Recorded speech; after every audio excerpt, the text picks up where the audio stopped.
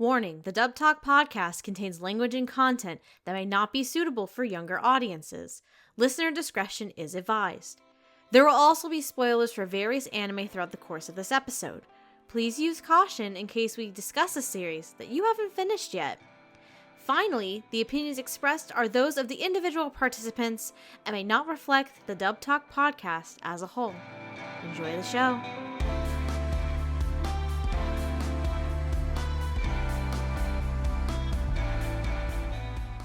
Hello, one and all, and welcome to Dub Talk, the podcast where a bunch of nerds get together, visit the Electric City, strip down to our tidy whities, and kick some fucking ass. My name is Stephanie, and I'm here with my partners in otaku crime, Hardy and Megan. I don't know what happened to my clothes. Tell me, are these riding up on me? I think they kind of disappeared somewhere in the center. What do you mean? What do you mean they're riding up on you? What happened? Also, I saw some undies on the ground, and there's a brown streak in them, and that's not cool. Okay. Sorry about that. My bad. Oh, Christ almighty. I saw a deer, okay? Oh, no. A female deer? In a ray? A drop of golden sun? A drop of golden something, that was what it was. It's a drop. Christ. It's been a fucking minute. Anyways. 10 years we have not grown a single brain cell. Nope. Somehow we still share one fucking brain cell. It's fine. It's fine.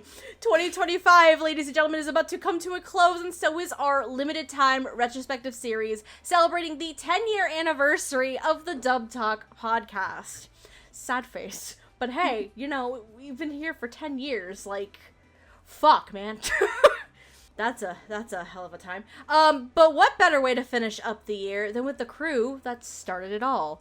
The OGs, the original fucking goats, folks. Bah. Hell yeah. Hell yeah, motherfucker. Goat noises. Goat noises. Now, today... we have a doozy of an episode for you, because originally we had a completely different show in mind, but it is a longer series, and we have terrible time management skills, clearly, including sharing the one brain cell. So we had to kind of change plans and pick a different show to cover.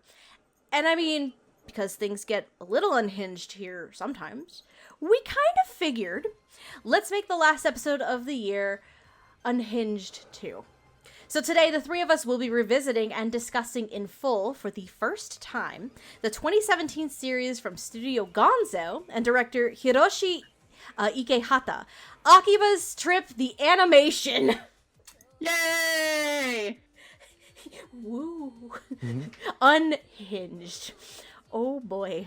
If this is the first time you've heard about this series, here's a quick little summary for you, courtesy of the back of the original release. Stripping saves the day! When danger lurks on the streets of Akihabara, it's time to shed all decency and strip down the competition.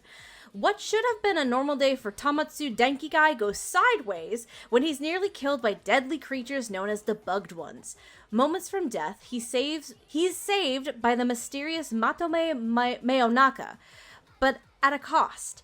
Changed into half a bugged one, he's not only dragged into a war against these beings, but he can't even leave Akiba. To survive his new reality, he'll team up with Matome, plus the oddly Moe Arisa Ahokayan, and form Electric Mayonnaise to face the cunning creatures plaguing the streets. Powerful and able to possess anyone, the Bugged Ones have one weakness: being naked. So it's up to Electric Mayonnaise to bear the evil facing Akiba and undress the otaku culture that keeps the city alive if they intend on saving it. Mm-hmm. As per usual, we will be stripping the series bare and discussing the cast, performances, and the overall dub. Mm-hmm. I hope you're ready for a wild ride, folks. Here's a fun fact that we may not have mentioned. This is actually based on a series of video games. Also true. Yeah, based on a series of video games. The plot of the apparently unhinged is this. It is. Yeah, my understanding. Yes. Apparently, what it is, it's more like, unless they're not so much bugs as they are vampires. and you have to strip them down to expose them to sunlight. Yep, that would make sense. Because the idea in the show is you strip them, and you expose their skin to like the air, and then it kind of like dissolves or something to that effect. So it's very interesting mechanics going on here, and also a lot of Deus Ex Machina bullshit, which this show openly says it has. Yes. Here, have a random ice maker. Skirt around it. Yeah. Which I was like, oh, why would I have that on me? Oh, wait, yeah, I do! Karma is a real bitch. Yeah, this show is not afraid to pull the stupidest of bullshit, and it knows it. Which is freaking fantastic. which is great. Anyway. Are we ready to dive into this insanity? Let's strip the show bare. Hell yeah, let's go. Titties. Titties Booty. and ass. Let's fucking go. Ass. Thighs. Anyway, we're gonna start off as we usually do with our ADR staff. So we have the ADR director and the script writer. Y'all are gonna both love and hate me for some of the shit that I've pulled. So with credits for the actors and the staff and everything like that, I had a goal in mind. I tried to do one of two things. Well, three things. One, I tried to pick shows that we covered for credits. Because, trip down memory lane, that's what the retrospective series is, right? Mm-hmm. Two, I tried to stick with comedies, because Akiba'S Trip is a comedy. Three, because I love y'all so fucking much. I also tried to see if there was potentially any cursed shit that I could find just to torment the two of you because I love you so much. The feeling is mutual. On the bright side, you can't hit me with an Icon bomb. I cannot, unfortunately. But I can hit you with some fun ones. You can't scare me. I've watched anyway. Icky Tosin. Willingly. We'll see about that. Multiple times. Multiple seasons. Anyway, our ADR staff. I'm going to start with our scriptwriter. Our scriptwriter for the series is Jared Hedges, who's written scripts for series such as Panty and Stocking, Sergeant Frog, and a wonderful favorite of the three of us, probably, Dime a Dollar, Penguin, Prince versus Penguin Empire. Thank you, pretty much. Good old Dime a Dollar. And as for our ADR director, that would be one Mr. Clifford Chapin, who has directed other series such as Chio School Road. That time I got reincarnated as a slime, and good old Keijo. With 8 exclamation points. Don't forget that. Always. The only thing I think of now when you say Cliff, which tremendous actor, writer, actor, director, is the wonderful, wonderful bloopers to I Know Kusabi. It's like, I don't watch my dick, and he definitely doesn't do it at home. I want you to know that while I was, because because as you two of you know this, I was adding some people at the last minute to our cast and everything, and I was kind of looking through some of the credits again. And when I got to Cliff, I saw Hensky, and I'm like, babe, oh, balls. Well, hold on. I look at Andrew, I'm like, babe, have we covered Hensky before? He's like, no, actually, we haven't. I'm like, fuck, so I couldn't use it. But this prompted Andrew to go find a video that he likes of some weird, random shit that Cliff says in the show Hensky. And I've never seen Hensky, but listening to the shit that came out of his mouth from that video out of context, I'm like, what the fuck is this? Drop a comment if you want us to actually do the Hensky episode. Oh, who the fuck was supposed to do that originally? I think Jamal was. I was. I think Jamal might have had his name. That's gonna be a yikes from me, dog. Okay, Andrew, tell Andrew this. If we get like 100 comments, we will do a Hensky episode. Andrew, Megan says if we get 100 comments on this episode, you're doing a Hensky episode. I'll do it with 10. He said he'll do it with fucking 10. All right, Oh, tell him to rev up the lube for his asshole then. Challenge accepted. Viewers and listeners, you know what to fucking do. Let's go. We'll finally do Hensky. Also, tag, just get pictures of bottles of lube and send them to Andrew on Blue Sky. Please don't do that to this poor man. Anyway, all right. Anyway, Andrew's gonna what are our thoughts on host the his directing own and writing Diddy of party. the show? This is a classic. I watched this for the first time since I have 8 years ago, and Same. the writing has held up so well. It's so quippy, and and just like there's these one-liners one after another, and they just fit. They work, and some have aged not so well. Others are just like they work perfectly. I think it really. I wrote down so many fun one-liners. It's not even funny. No, I didn't write down any, but I mean, I just sort of reacted them as they come, and this show is kind of a laugh riot. Not gonna lie. It is. I think Not so fast, Mima! It's the 21st century. I'm an equal opportunity stripper. like, those guys are a-holes. Tomatsu. Yeah! Some people call it pseudoscience, but those people are a-holes. The clip that we used for the W Awards for what's his name's nomination. Yeah, for his, yeah, that was like that. I was like, man, this is really weird that my episode on Crunchyroll stops exactly at that part. And I was like, oh yeah, that makes sense. This is so fucking good. There's a rant by the scientist girl at one point, and it's like, you know, I could, maybe some days I wish I could believe in all of that gobbledygook, but sadly I believe in science. Yes. Now please enjoy watching me leave. Like, there's so many fun, memorable one-liners that I completely forgot about. Spanish language broadcast team. I'm glad I brought the effect my. that disables the effect that disables the effect. Like, good thing I brought my zoom lens. Oh my god, there's so many fun things, and it's and the script matches it so well, especially because like there are so many references to shit throughout the whole course of the show. Like there's references, and for different otaku culture too, because you have audio files, you have the idol scene, you have maid culture, maid and butler culture. An entire episode dedicated to shitting on modern Yu-Gi-Oh! Well, fucking card games, well, yes. every episode. Like, no, that is very specifically modern Yu-Gi-Oh! Though. Yes. Yeah. Well, I mean, every episode caters to another part of nerd culture, or sort of the things that nerds are into. Even professional wrestling. Yep. Like collectible card games. Fighting game tournaments. I mean, these are all things that otaku are into. Get the rights to Street Fighter. I know. Well, Street Fighter and Carl's Jr. Carl's Jr. Like, very specifically, this came out, I think, like, right around when Street Fighter V came out. Mm-hmm. I think so, yeah. So, not only, like, I think it's actually lampshaded in one of the episode previews, like, should we be calling it, like, Street Footsies? No, we actually got the rights to this. Yeah. It was the episode preview right before it, you're right. No. It was so funny. Capcom came in clutch for him, I have to say.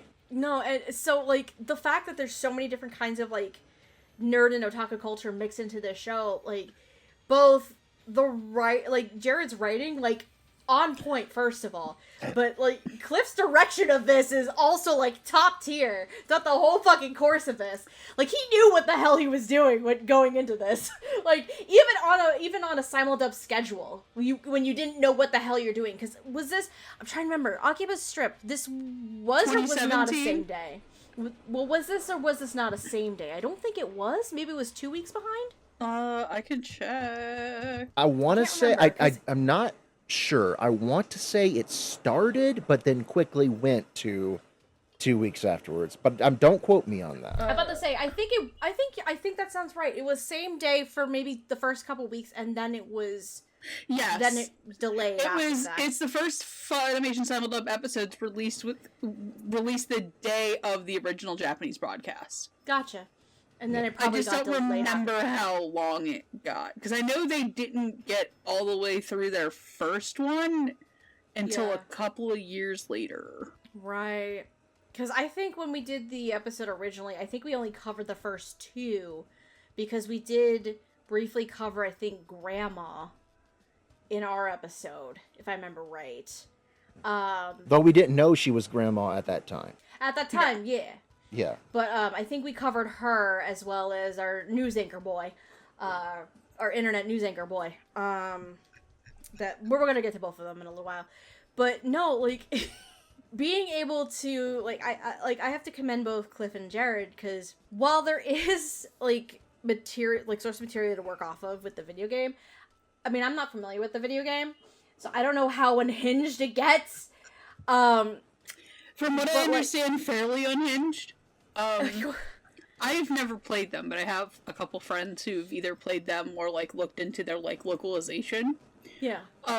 So I was talking to our good friend Getter about, because I was watching this and I was like, hey, I've been watching this today, and he mentioned to me that the localization of the second game turned the sister going Nissan into a different pun.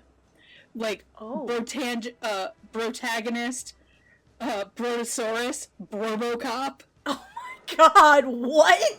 This is back, I think, probably when Hasu was still working for Xseed. Huh. Because there are some really interesting localizations that have happened with like Xseed, and eventually like when Nihon Falcom broke off from them. Huh. I say this as somebody who played the first chapter of Trails in the Sky, like the original Trails in the Sky, not the remake they made for it this year. And I'm sorry to tangent into this because it kind of reflects like the weird, like crazy localization fun facts. In that game, do you know that every treasure chest has to be checked? You have to check every treasure chest twice, not because something else might be in there, but because every chest has 2 things of dialogue. Interesting. Huh. Like, hey, you already looked in here. What are you doing? You've already checked this. Apparently, like, I forget how long the localization for the original Trails in the Sky game is, but it's insane. And back to this. It's almost like some of the localization for frickin' the Somnium Files, where you click on random shit and it's worth it because you get the most random of fucking dialogue sometimes. Granted, they did the same thing in Japan, probably. But it's still great. It's so worth it. But yeah, no, like, one of the things I also really want to compliment this show on is that, like, so back when this aired, this would be considered a show that would have, like, kind of a mixed cast. If this show came out today with the cast that it have, this would be considered an all-star dub. Yeah, when you think about it, yeah. Mm-hmm. I absolutely, and I think when we watched this originally, I don't remember how big some of us we were, but, like, coming back to it now, I absolutely loved the dub. I thought it was really funny, and just how easy it was to watch. Like, I didn't feel like I was missing any of the jokes. I didn't feel like I was listening to any, like, particularly bad performances. I think for me, too, it also helps that the show was also a lot better than I remembered. There's some parts of it that have aged like milk in terms of casting representation and I think character representation, but the character representation I think is just a product of its time / it's its own thing. I also found it incredibly funny and endearing, because the show has a heart under it. Also, when we talk about the last couple episodes, there's some imagery in there with the team at Gonzo and what they think of people who don't like otaku culture. Speaking of Gonzo, good God, guys, could you put your logo anywhere else in this show? Or your name anywhere else in the show? Gonzo put their logo and their name in, like, so many fucking places. They're an airline now, apparently. I was about to say Gonzo Airlines. Apparently, Gonzo has gone downhill from their heyday. I will say that. But this proves that, like, there was a time and place where, I say this with my full chest, I would take a janky Gonzo anime over any, like, cookie-cutter isekai that comes out this day at all. because at least the janky Gonzo anime is going to be entertaining. Listen, some of my favorite anime are from Gonzo. Fucking Oh, yeah. Gonkutsuo, NHK, like... I mean, like, I'm a Last Exile diehard. Last Exile's fucking great. I love Trinity Blood. Pumpkin Gonzo Scissors. had some good Like, shit. Pumpkin Scissors. I mean, like, we're just gonna go through, like, but, like, there's some really good shit, like the original Full Metal Panic, Kaleido Star is one of my all-time favorites. I think Le Chevalier d'Aeon was Gonzo. I can't. No, remember. that was Ghost in the Shell. That was Production IG. Production IG. Yeah. Was that IG? Yeah, that was IG. Yeah. Desert Samurai 7, Desert Punk, Speed shit, Grapher. Black Basilisk. Black Cat, Ooh, yeah. Basilisk. Red Garden, Speed Grapher, Salty Ray. Speed Grapher. Now that's a fucking trip. Romeo X Juliet, Kaze no Stigma. If you ever wanted to upset a lot of people, Bokurano. Oh god. Like, yeah, they had so many I know fun this things. one's for Hardy. My Bride is a Mermaid. What'd you say? Which one? My Bride is a Mermaid. Oh yeah, My Bride is a Mermaid. I think they also did Oedo Rocket, but I'm not sure. Maybe someone else did Oedo Rocket. I don't know, but Oedo Rocket is also a fucking great anime. Of course, they were the originators of the War on Pants and Strike Witches. Yeah. But then we also can't forget the one time Gonzo did their own crappy isekai in Final Fantasy. Don't worry, they redeemed themselves with Kakariko, so it's fine. Right, yeah. Yeah, but then they also did the original Hellsing, so let's not talk about that. They also made another terrible isekai called Conception. Oh god, don't remind me! Can we move on, I can please? make it worse. I can make please it worse. I can make it worse. Okay, alright. We're already here. We're going on Hinge today, so let's fuck it, why not? Oh, they made Dog and Sisters. I haven't seen that one, so. It's bad. Oh, here's one. Seiyu's Life. That's relevant, guys, to today's episode. I was gonna say, Hardy, Oedo Rocket of all things is Madhouse. Okay, that makes sense, yeah. No, I watched Oedo Rocket around the same time as My Bride is a Mermaid, so that might have been what confused me. Yeah, because Oedo Rocket was... Yeah, Oedo Rocket was 07. And My Bride is a Mermaid is 07. Yeah, they did Witchblade. Ah! Oh, shit. No, I fucking miss, like, Gonzo heyday, man. I miss old, weird, janky anime. Everything's so nice and clean now, which, I mean, is fine, but, like, the janky shit's always There's some good janky shit out there, too, like, let's be real, but, like, there's jank, and then there was Gonzo jank. About to say, there's jank, and then there's Gonzo. Gonzo is another level entirely. Like, it's not a Gonzo show without jank, and Akiba does have that. Some of the CGI shots in that. Oh my god. CGI shots. No, it's the facial expressions that always do that. For Gonzo, right?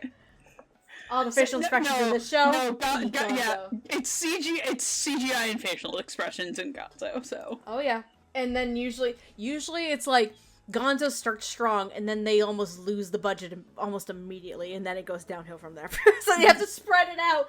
Because, like, you know, some of the fucking background characters, especially in the later parts of the show, like, the faces on, like, the Japanese diet, it's just, like, eggheads with, like, blank, like maybe lines for eyes and, like, a weird shaped mouth. That was it. Don't you give them shit when fucking Kage exists. Gonzo, I love you. Hey, Kage's the man. We don't talk bad about Kage now. Yeah, Kage is... We love Kage. Yeah. Kage is the exception to the rule. In the nicest way possible. We let the director draw him and nobody was gonna say no. Kage is the exception to the bad rule because Kage is fucking great. Anyways, we need to move on, I think. Yeah, I'm sorry to take us on a ride. Yeah. Listen, it's fine. Like, this show is a goddamn trip. Let's be real. Like, again, like, I would say the directing and writing is fucking like solid as hell, and still for like I would say like what 85-90% of it still holds up really really well even now. I agree. Yeah. Nothing. Is there anything else to quickly add before we hop into some characters and performances, or no? I'm good. Yeah, I am too. Thanks, y'all. You done us a good service. All right. So I kind of split this up into 3 sections. The first section is, while it's not everyone, we kind of picked some one-off buggy villains that were rather memorable throughout the whole course of the series, and figured it'd be fun to just talk about them primarily. But if there were some other fun, memorable ones throughout the course of the show, you're more than welcome to bring them up. Just keep in mind that our main villains are going to be discussed in the next section. So, the one-off villains that we are going to talk about. I have Hardman. That is the name that apparently is listed, is Hardman. He is the owner. Yeah, he's the main villain of episode 2. He owns a gun shop in Akihabara, and he's a high-level bugged one who is trying to get rid of all the noobs and shit. It's a fun time. He's a military. So we're under attack. Pretty much. Then we have Mura Nice. He's the main villain of episode 3. One of 2, actually, but we're gonna mostly talk about him. He is a freelance photographer, and he gets put into the mix by recruiting our 3 leading ladies to try and create an idol group. But it kind of goes in a very twisted, perverted way. That is the one episode that made me uncomfortable. That almost borderlines pornography. Borderline nothing. He brought in the shower squad. Yeah, But shower squad. they turned out to be good guys after all, to be fair. Yes, they wanted to protect. They wanted to help. They did want to help, which is very nice of them. I was considering talking about what the fuck is her name? The idol manager, Chibiusa Benikage, in the next section, but she doesn't exactly have too much going on throughout the course of the series, so I kind of left her off. But shout out to Whitney Rogers as a side note there.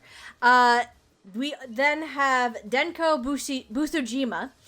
She is a scientist who, I believe is in episode 4, she kind of takes over a radio tower in Akihabara and causes chaos from it. And she has a personal connection to the professor, who is one of the secondary characters of the show.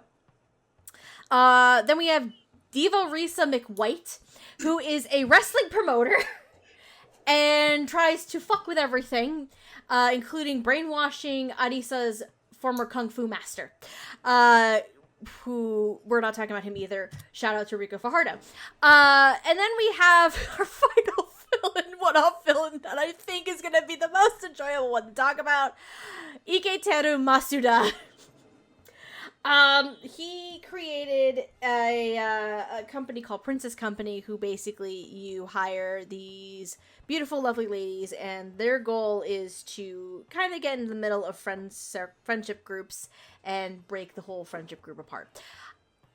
He's that Yu-Gi-Oh reference episode we were talking about briefly before. Yeah, that's this one.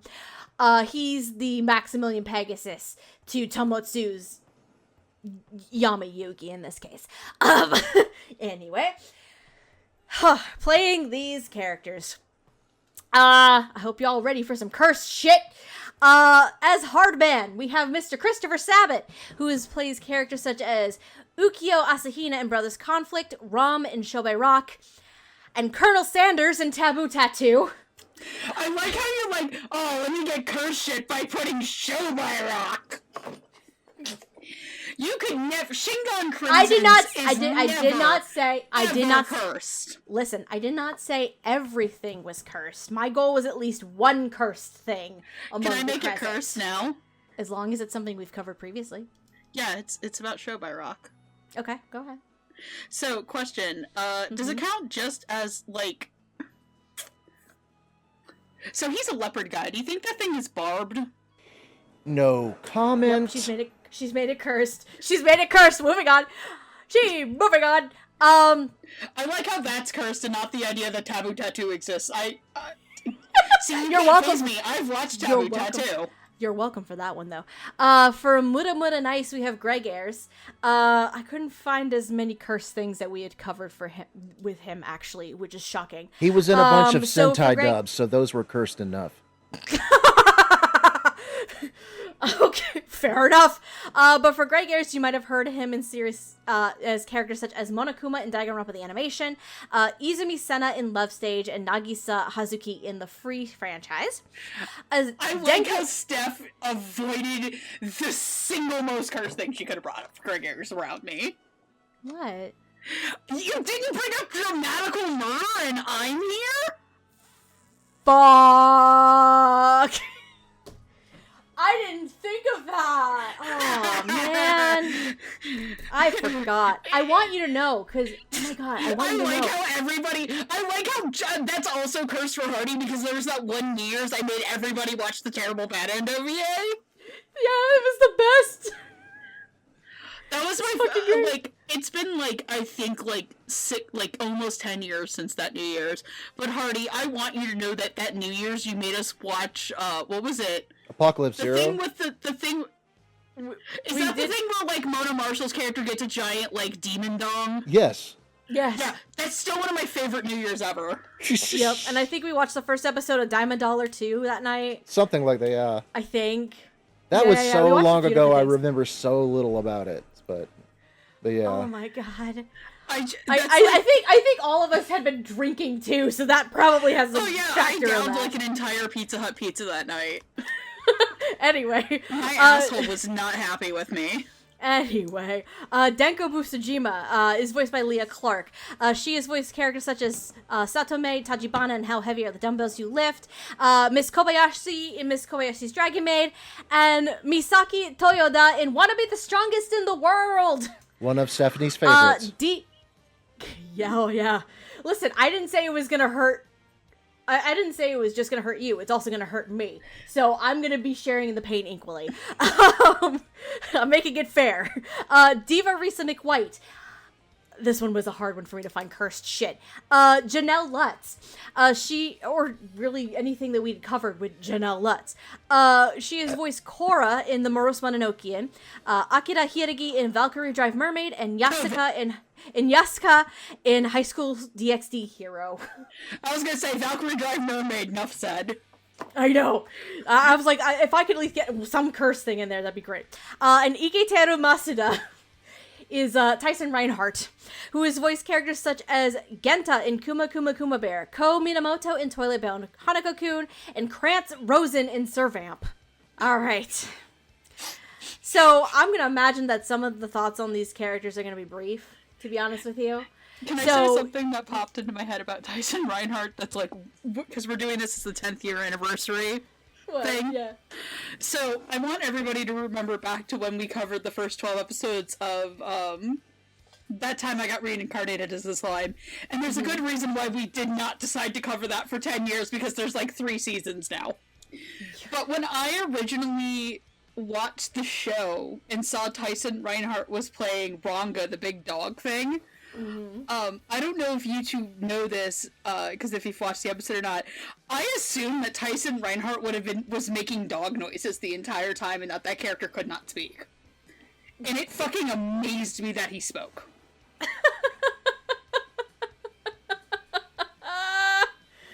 Oh my god. I love it. Here's a little anecdote when the actor who played Tomatsu was asked about this episode in particular. He put on his best Dan Green voice, while Tyson put on his best Eric Stewart voice in order to go for their back and forth. during the episode. And Wait, Eric's... Wait, but Yeah, I thought Ikitaro was supposed to be the Maximilian Pegasus, not the Seto Kaiba character, though. No, but they did Seto Kaiba as a joke though. Oh, okay. yeah, but no, they. I mean, because Ikitaro refers to Tomatsu as my boy. Ooh, Tomo boy. Pretty much. Did I break that foot? What? Oh, Denki boy. Ooh, Mika boy. Woo! God damn it! Now that brings back some memories. I summon the rider's barely disguised fetish in attack mode. Oh my god. No, fucking, like, Tyson matched with Tomatsu. Like, that episode sent me in the fucking orbit again, watching it. Like, I'm just like, what the fuck? They knew what they were doing. It was great. Like, it's like... It's like they're having this They hammed it up. dramatic battle in their heads, and then it focuses on Mayo, and she's like watching them sit at the table, just playing cards. And she's like, "What's going on?" Just like normally, like they're just like playing normally, just like they're all perfectly fine. It's not dramatic or nothing. And Maya's like, "What's happening?" It's like, Meanwhile, Arisa understands, so she sees the dramatic like hammy cheeses. Arisa is basically seeing the flares from a Demon Slayer fight that aren't actually there. I was gonna say, like, Mayo is every like woman at like Friday Night Magic with their boyfriend who doesn't understand what the fucking rules of Magic the Gathering is. Oh my god. Fuck. But yeah, no, that episode sent me in a goddamn orbit. I'm like, thank you. I salute you, Tyson. Tyson's really good, yeah. So- That's great. So, like, to me, the funniest part of that entire episode isn't, actually, like, the Yu-Gi-Oh! Part's really funny, but there's a part earlier in it where, Arisa is, like, way too okay with being there, Yes. because she, is like, oh, holy shit, he's hot and rich, this can't be bad. And Yeah, no. just Tyson's entire performance of him, like, swirling the wine glass, being like, yes, I've got bitches. Yes. It's like, yes, I got money and bitches. What are you gonna do about it? Ha ha. Also, shout out to, like, the pink one being Alexis Tipton, because of course it was.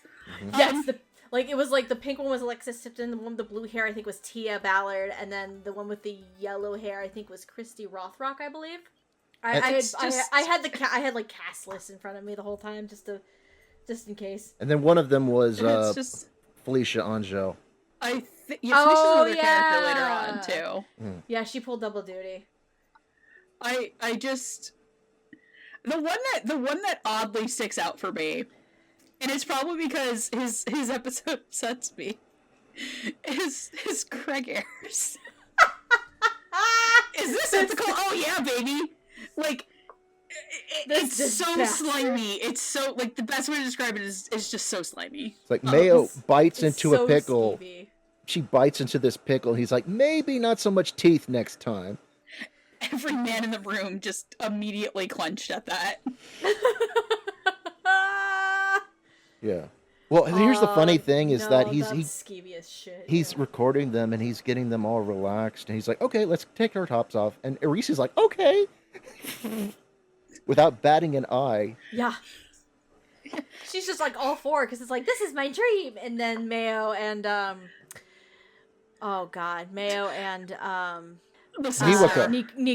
Niwaka. Niwa is just like, no. And then, no, so my favorite response to that is Arisa right back, who's like, oh yeah, I should keep it covered up, so I can use this later when my career goes up in flames. Yes. So I won't. If I do too much now, I won't have anything to fall back on. Back on. Like, Arisa, you're missing the point. It's like, girl. Arisa, No. I'm sorry, Arisa's the best character in the show. Arisa is best girl. Arisa is best girl. Like, like unobjectively, she's best girl. Can I just also mention, like, the funniest thing for me was, like, when you were watching the show, Megan, you're like, I don't know who this dude is, but who Army Man is, but he's fucking hilarious. And I had to tell you it was Sabbath. And you're like, fuck, what? Yeah, I completely forgot about Chris Sabat's ability to go ham. That's on me. My thing is that, was that Bevins as his little assistant? That was Bowling as his assistant. Was it Bowling? Yeah, because that was good too. It's like, so order. Yeah, I know, I see that. It just, I couldn't. He went full. Also, rest in peace, Rob Reiner. He went full Jack Nicholson. You can't handle the truth. That's why. He also had a little Emery in him from Full Metal Jacket. What the fuck is that? So fucking good. Yeah, what is that shit? Yeah. What the hell? Oh my god. I love when, I just love the fact that this show just has such very obvious little bug characters, like, making fun of Linda McMahon. Fuck you, Linda McMahon. Oh. We're not supposed to bring politics into this, but Linda McMahon, you suck. I hope you step on a Lego. Yes, please go step on a Lego. I would appreciate that right now. Anyway, oh my god. Is it time Are we talk? talking about Janelle? Are we talking about Janelle? Is that why you're bringing up Linda McMahon? Yeah. Fucking Janelle. Fucking Janelle Lutz, man. Mm-hmm. Like, Some guys are we into don't get that. to hear her too often. It's true. It's true. Are you thinking of Linda McMahon or thinking of Stephanie McMahon? No, I was thinking of the wife. Okay. Yeah. I was not thinking of the daughter. I was 100% thinking of our current Secretary of Education. Oh. Who can go fuck herself? That whole, you know what? The whole McMahon tribe can go do such. The McMahon clan can GTFO. Right. Can go step on Legos together. It's fine. Yeah. But no, Janelle. Janelle. I wish Vince McMahon a very jail. Anyway, Janelle. Oh, Janelle was great. She had the sexy lady voice and was just running around in a bikini. With stockings. Janelle was fucking great. Also, her plan infuriates me the most, by the way. Fuck scalpers. Mm-hmm. Oh my god, and the whole the scalper thing, like, it infuriates me. But rice cookers being the thing that's gonna be scalped, though. Like, I mean, yeah, if it was like a PS5, I would understand, but a rice cooker? See, to be fair. Yeah. Well, I mean, if you get a PS5 if you get a PS5 hot enough, it could probably steam your rice for you. I mean, yeah, all you have to do is play Final Fantasy 16. Oh, yeah, true. well, like, oh, crap. I bought Final Fantasy 16. I'm going to play it after Claire Obscure. Oh, no. Do it for Ben Starr. No, as someone who works in the world of theater, like, I like, dealing with ticket scalpers is the fucking worst, bro. It's so bad. Like, I, for one, welcome the downfall of the Pokemon trading card scalping market. Oh god, that too! I heard horrible shit about that. But, oh god, no, what was I say? I was gonna say, the scalping of the rice cookers and stuff, this is not going to please sexy Mulan man on TikTok. Denki guy would piss him off because you know he does not wash his rice. I will explain that to you after this episode. I know exactly who you're talking about because I watch his shit too! Wash your fucking rice! You filthy animals! Oh Anyway, god, yes! I'm also a very large fan. Oh, sorry. Go ahead, Hardy. No, I just want to say about Janelle Lutz, she was only in anime for around this period of time. She hasn't been in anything much before or after the past few years. Yeah. She hasn't been in anything recently at all. So there was like this Yeah, and a she handful of other kinda titles that she disappeared. was in. She really didn't do a whole lot of main or major roles. So that was like this brief Yeah, that's time why period. picking credits for her was, I think, the hardest because she had the shortest cast list, like shortest list of credits because of that. So. Who have we not talked about yet? Oh, Leah. are we going to talk about Leah now? Can we? Leah's the only one, I think. All right. Yes. I did this last time, but now I'm going to do it again, and I'm going to do it for real. Okay. Okay. I never seem to finish all my food.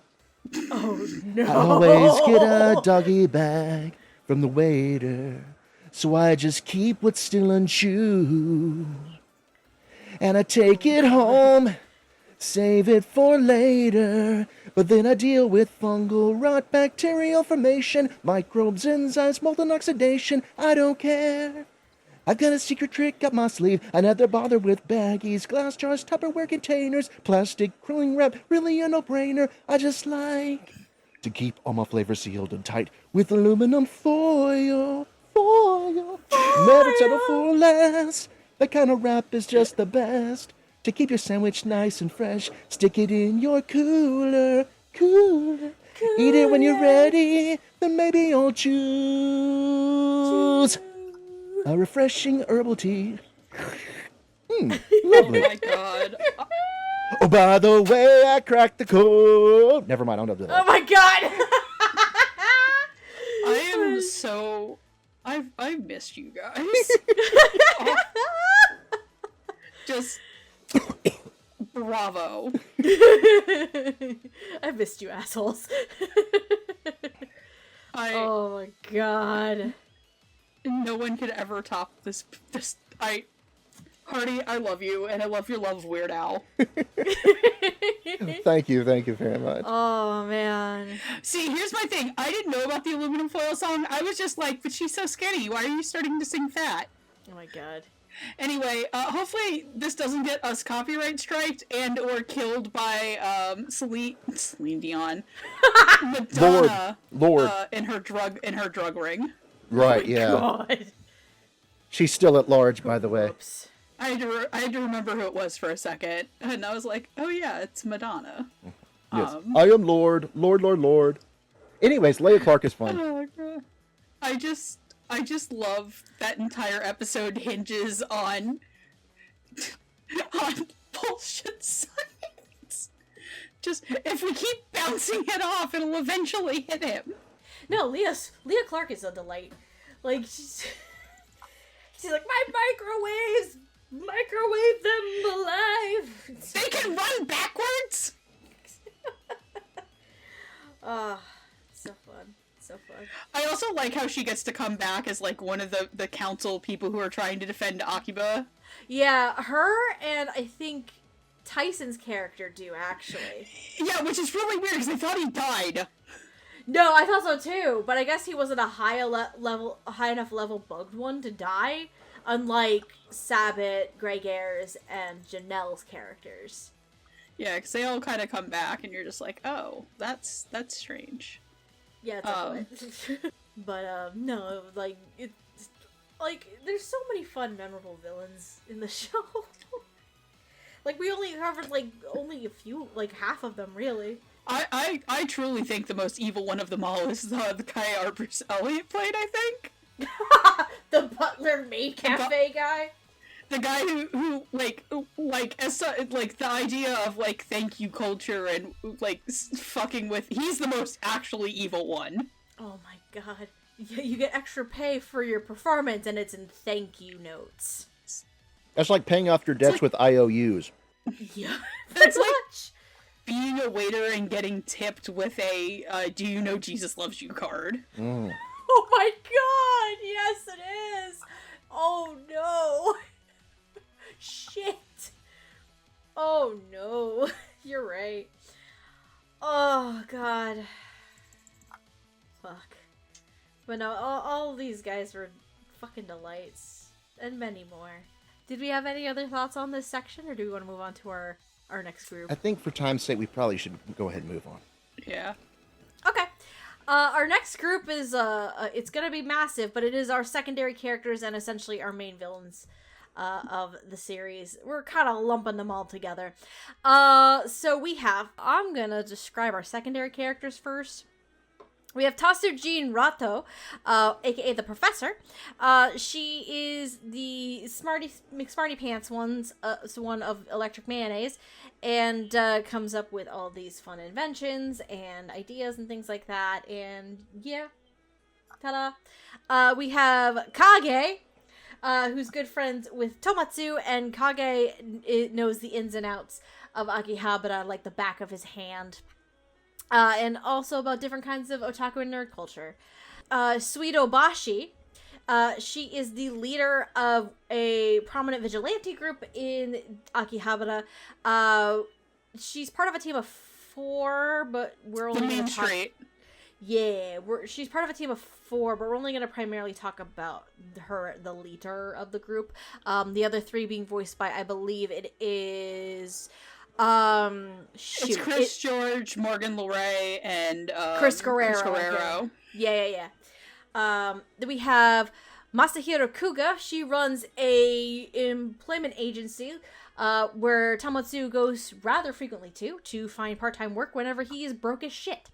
And then we have Momo Tsukumo. She is a very tall maid and is a very famous maid in Akihabara. And has a very, very fun little secret that we find out at the last possible minute at the end of the series as well. As for our villains, we have Grandma Fukume Mayonaka. She is basically the leader of the, the bugged ones. The fucking group again. Oh, what is the bugged ones? But there was an actual name of a group. Let me pull it up. Matroika. Thank you, Matroika. She wants to make Akihabara pure and innocent again because she thinks that the way it is now is just ruined by vile like sin, greed, and just perversion, lust, and these perversion and these naughty things. We have Masato Nikuda.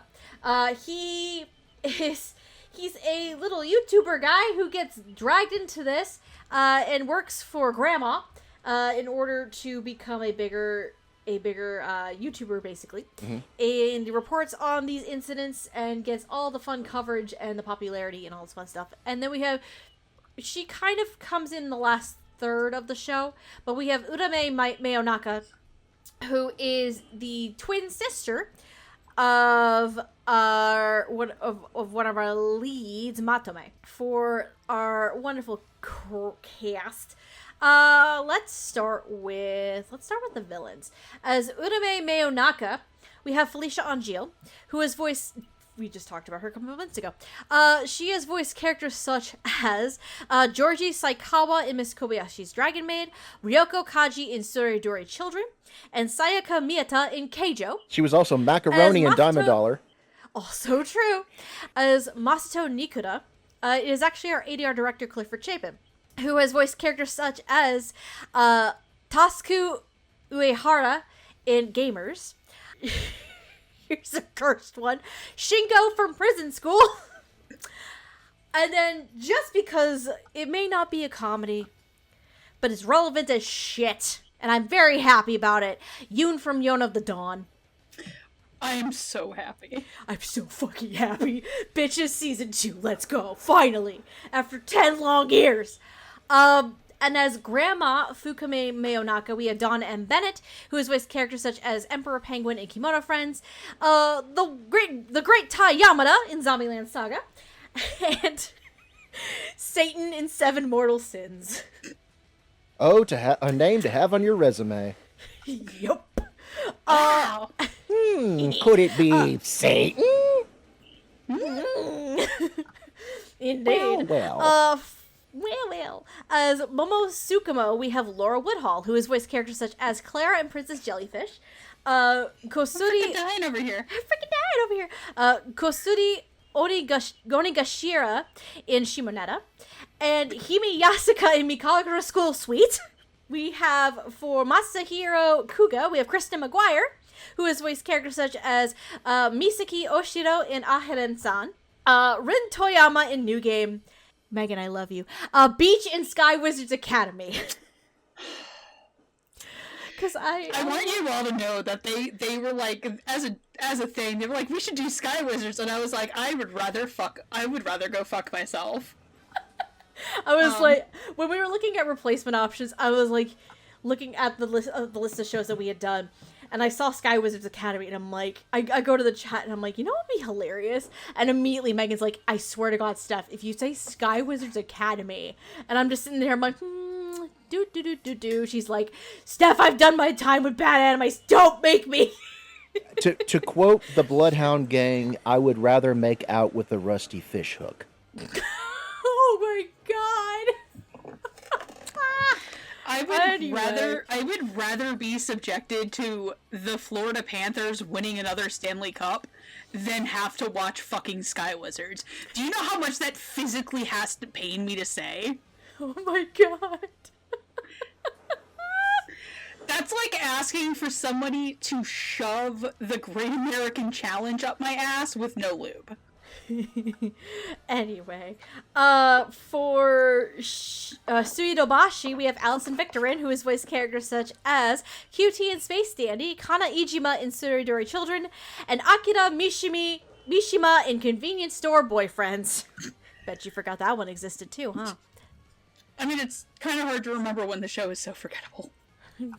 Fair enough. For Kage, we have Jeremy Inman. This one, I couldn't really find many curse things for him at all that we've already covered, which is shocking.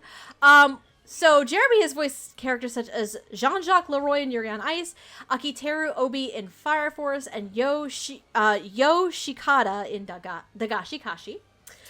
That was probably the most cursed thing I could come up with. No, and then, Fire Force was there.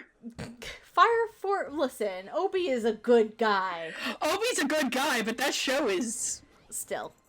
And then as the professor, we have Monica Rial, who has voiced characters such as Azuma Matsubara in D-Frag, Nano Shinonome in Nichijou My Ordinary Life, and Metabon in Divine Gate. That one was for me. Anyways, how do we feel about these characters? I could definitely see if this had come out in the modern age, Monica would definitely not be voicing Tasujin Ratu. Mm-hmm. Even though Monica is technically an actress of color, she is not the same ethnicity as Ratu is. So they would probably go with a different actress. But I think she does fine considering that Ratu is very small and Monica tends to voice characters of her stature. I was gonna say, Ratu is also, like, very clearly, like, she's very clearly supposed to be Indian. Mm-hmm. And I don't even think the show itself really takes that aspect of her seriously, if you catch what I mean. Mm-hmm. Like, it's one of those, like, it's not even good representation by the show, like, in the show's thing. Also, for some reason, the entire time, I was like, why does she look like Anthe from Utena? Mm. At very least, they did not give her a stereotypical accent, which was positive. Yes, they just were like, Monica, do your normal girl voice. Right. Yes, they didn't go that route, which I appreciate. Mm-hmm.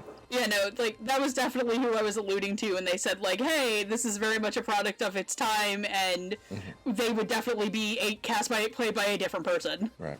I also appreciate how Ratu's kind of, like, she's not really embarrassed very easily. Like in the one scene to where the guy is inhaling everything and her skirt falls off and she goes, well, at least I'm wearing something. At least I'm wearing these today.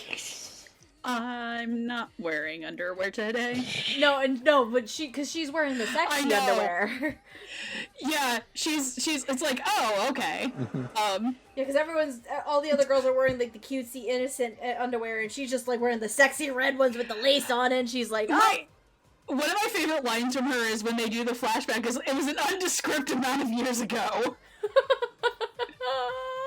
No, yeah, Monica's still a delight, but no, I agree that if it was, like, done now, like, odds are very high that Monica wouldn't have been cast in this role. Oh yeah. Also, at the very end when she vacuums up Grandma, Yes. like, Oh, Karma no, really bitch, we're is not a done bitch. here. Karma really is a bitch. It's just. Oh yeah. We need to get all of the chicken we can eat. Yeah. I need 100 orders. What? Just to get all the aluminum foil. She has good gremlin energy. She does. It's so fun. It's so fun. Monica's a delight. I gotta say, Jeremy as Kage is just like this super chill, like laid back dude that like you would want to go and have like hang out and just like have a drink with, or just like at least hang out and maybe like maybe not necessarily have a drink with per se, but like just, you know what I mean though, like it just hang out, Go and just, shopping like, for shoot comic the books. shit for an hour. Yeah. Mm-hmm. Like he's like Jeremy definitely like it's the natural tone of voice, and it's just like very chill, very laid back.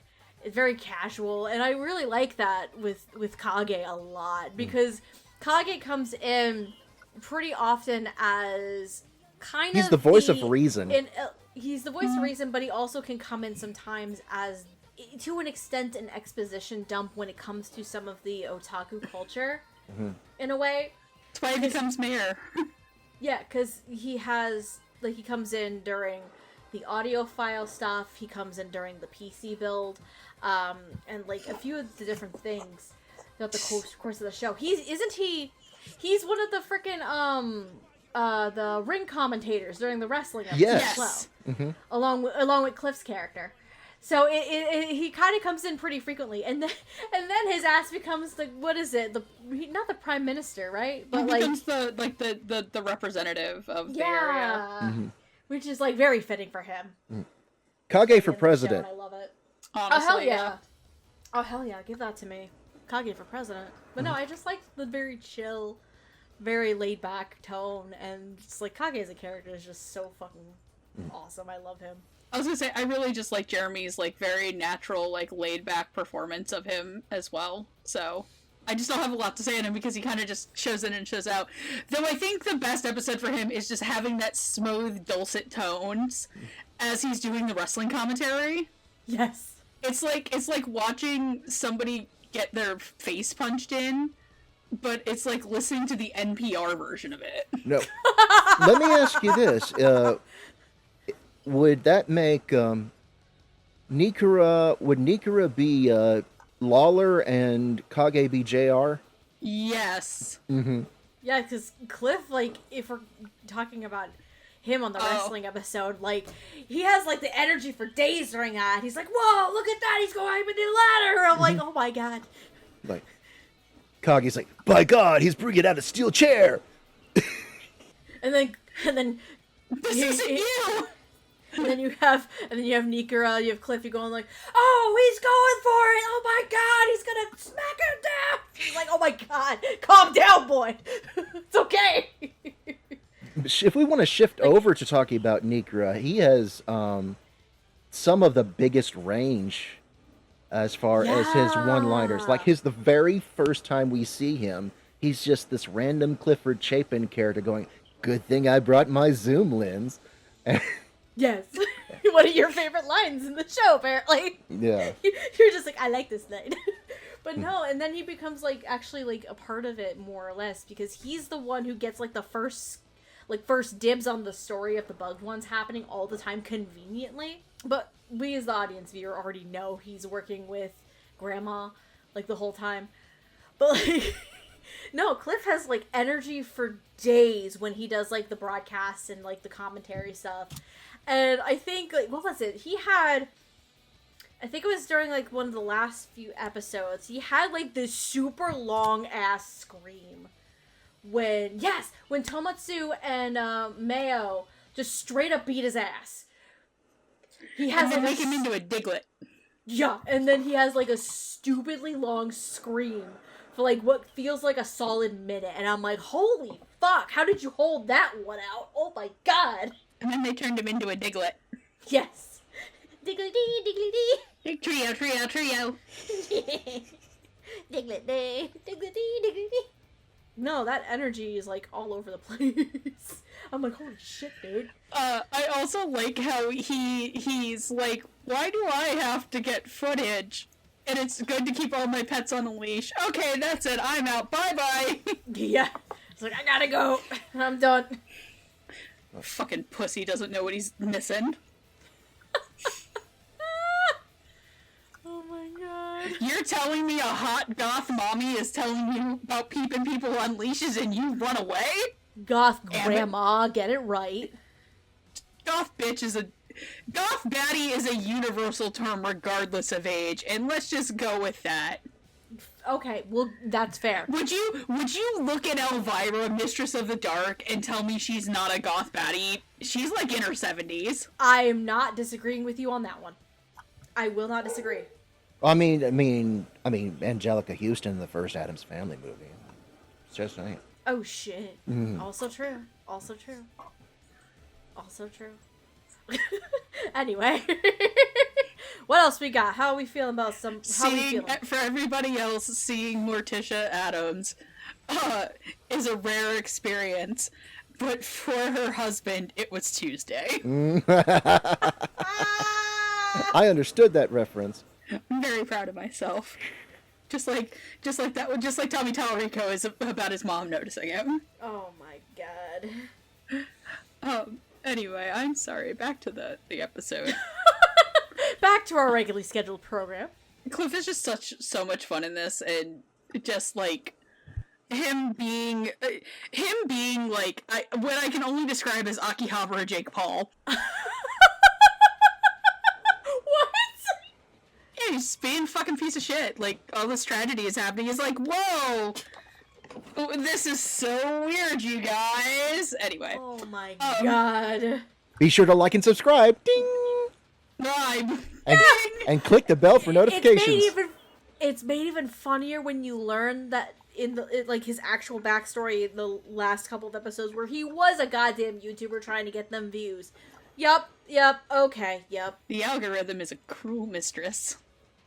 Yeah, no, I love his energy. I love how kind of smarmy he is at time and, like, stuff. And I guess, to move on from there, Laura Woodhull is the giant maid.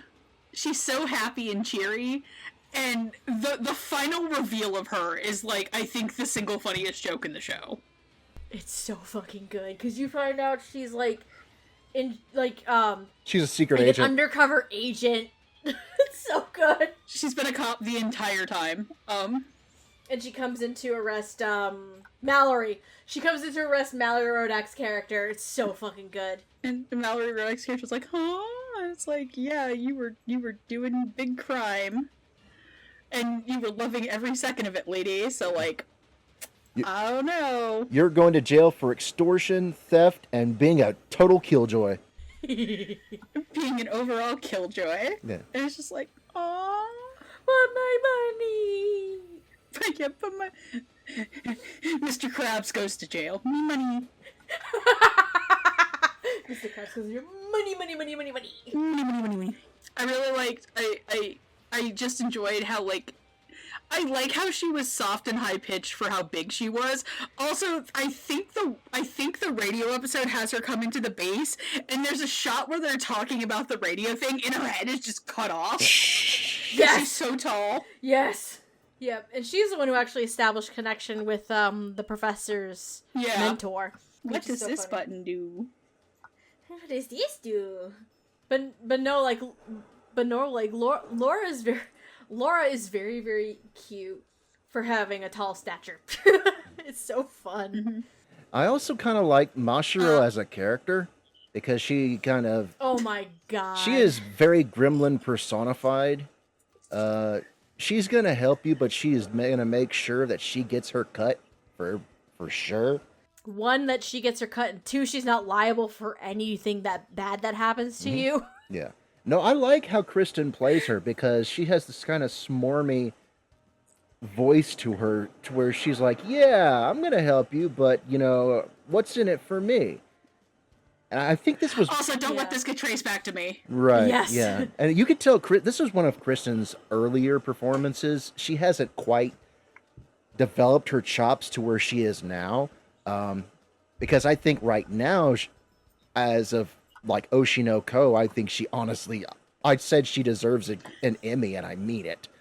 But back then, she just has sort of this much more down to earth voice, like her natural voice that she uses for Mashiro, and it gives her this wholesomeness, but also this sort of like this, one-sided grin, like, okay, I'll help you, wink, and Quick, quick, nice. yeah. Also, she's like one of the MCs for the Street Fighter V tournament. And Oh yeah, she was. and she gives off a lot of energy in that too. Yeah, I think that's definitely one of the highlights for her is getting to be being the MC of the tournament.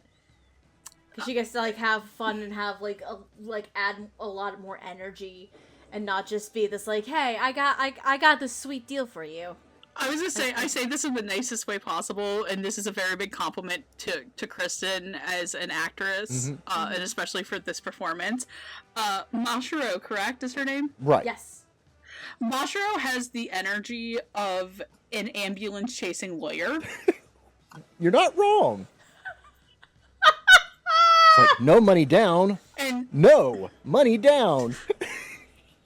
yeah, like Mosh, if she could get away with it, she would sue for getting hit by a bird on a roller coaster. But Mashiro is clever, yeah.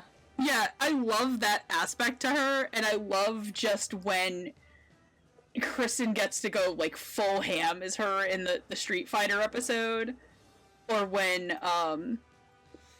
they are, I think they were also one of the people who was trying to help Akihabara get back. Yeah, she was on the committee. Yeah, she's on the committee. And for me, one of the single funniest things about that entire thing is just that they were gonna kill them. They were gonna publicly execute these people. Like, what the fuck? Yeah. Can we may as well just talk about this. Let's be real. The last arc of the show is equivalent to a certain point of time in Germany. Yeah, where there's no camps. There's literally no hiding. There's quite literally the eagle on the back of their truck. And there's a wonderful fist in the air. Yeah, That is conveniently placed. And it's a fist conveniently hide what it actually is supposed to be, but you know exactly what it's supposed to be. So... And I'm going to say this. Not subtle show. I'm going to say this. If you want to take it out of the episode final, that's fine. I just do want to say this episode is very timely considering what's going on. Yeah. Their hearts definitely go out to everybody, guys. Yeah. Just that the end, the final villain was that they took the idea of everybody's passion being something and differences being something to be suppressed instead of what brings everybody joy, which is quite timely in our world. They were literally burning books and imprisoning maids. Maids being an allegory for something else. Still, yeah. And like I said, there's quite literally the eagle, the eagle sitting on the circle logo, which is a big Nazi dog whistle. Right. Yep. It's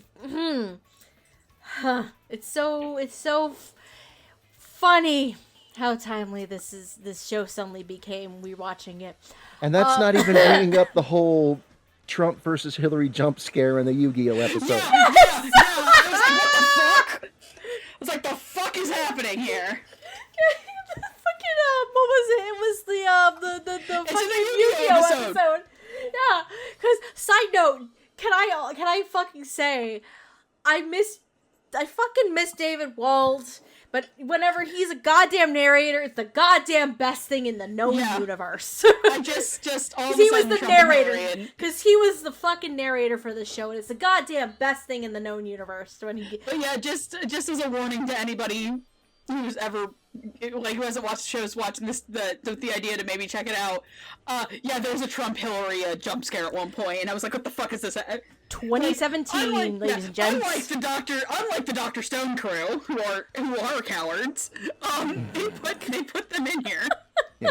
I will say, if David Wald is the best character in the show, the second best character is Tayo Tenkiwa, aka Ian Sinclair's random guy in the committee who shows up. Yes. And then wasn't Terry Doty the other person there? I think so. I just love how they literally show up and just get arrested. Yeah. They're just there and then they just get arrested. It's like, what? Yeah, like they're even like, who the fuck are you? Yeah, it's Terry Doty. Terry Doty was the other one. As Hoshino Tsukiyama. It's just like, it's like, hi, who are you?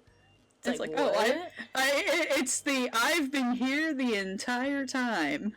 It's like, okay, what? Sam Reich, it's just Sam Reich. It's so fucking Anyway, the one actress named listed that we haven't talked about is Felicia as Urame, and she doesn't have much screen time. We haven't talked about Dawn either. Yeah. Yeah, we're kind of getting there. All right. Okay. We're making our way through.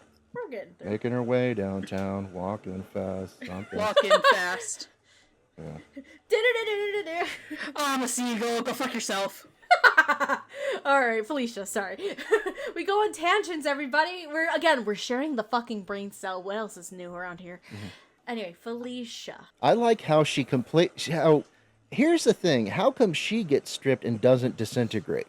That's an interesting thing. In fact, she doesn't disintegrate, Because- but she does lose her memory. Correct. Mm-hmm. And it's said very early on. Mayo says very early on that for her and Tamotsu, especially because Tamotsu is technically a higher grade bugged one, Mm-hmm. if they were both disrobed, then they're just done. They're gone forever. It's like So the fact that, well, here's the thing. In earlier episodes, Mayo has been stripped to almost completely to her undergarments, but she has like one sleeve of jacket. Like in the Puko episode. I think that's for the sake of making sure she doesn't disappear. I just thought of something with Urame though.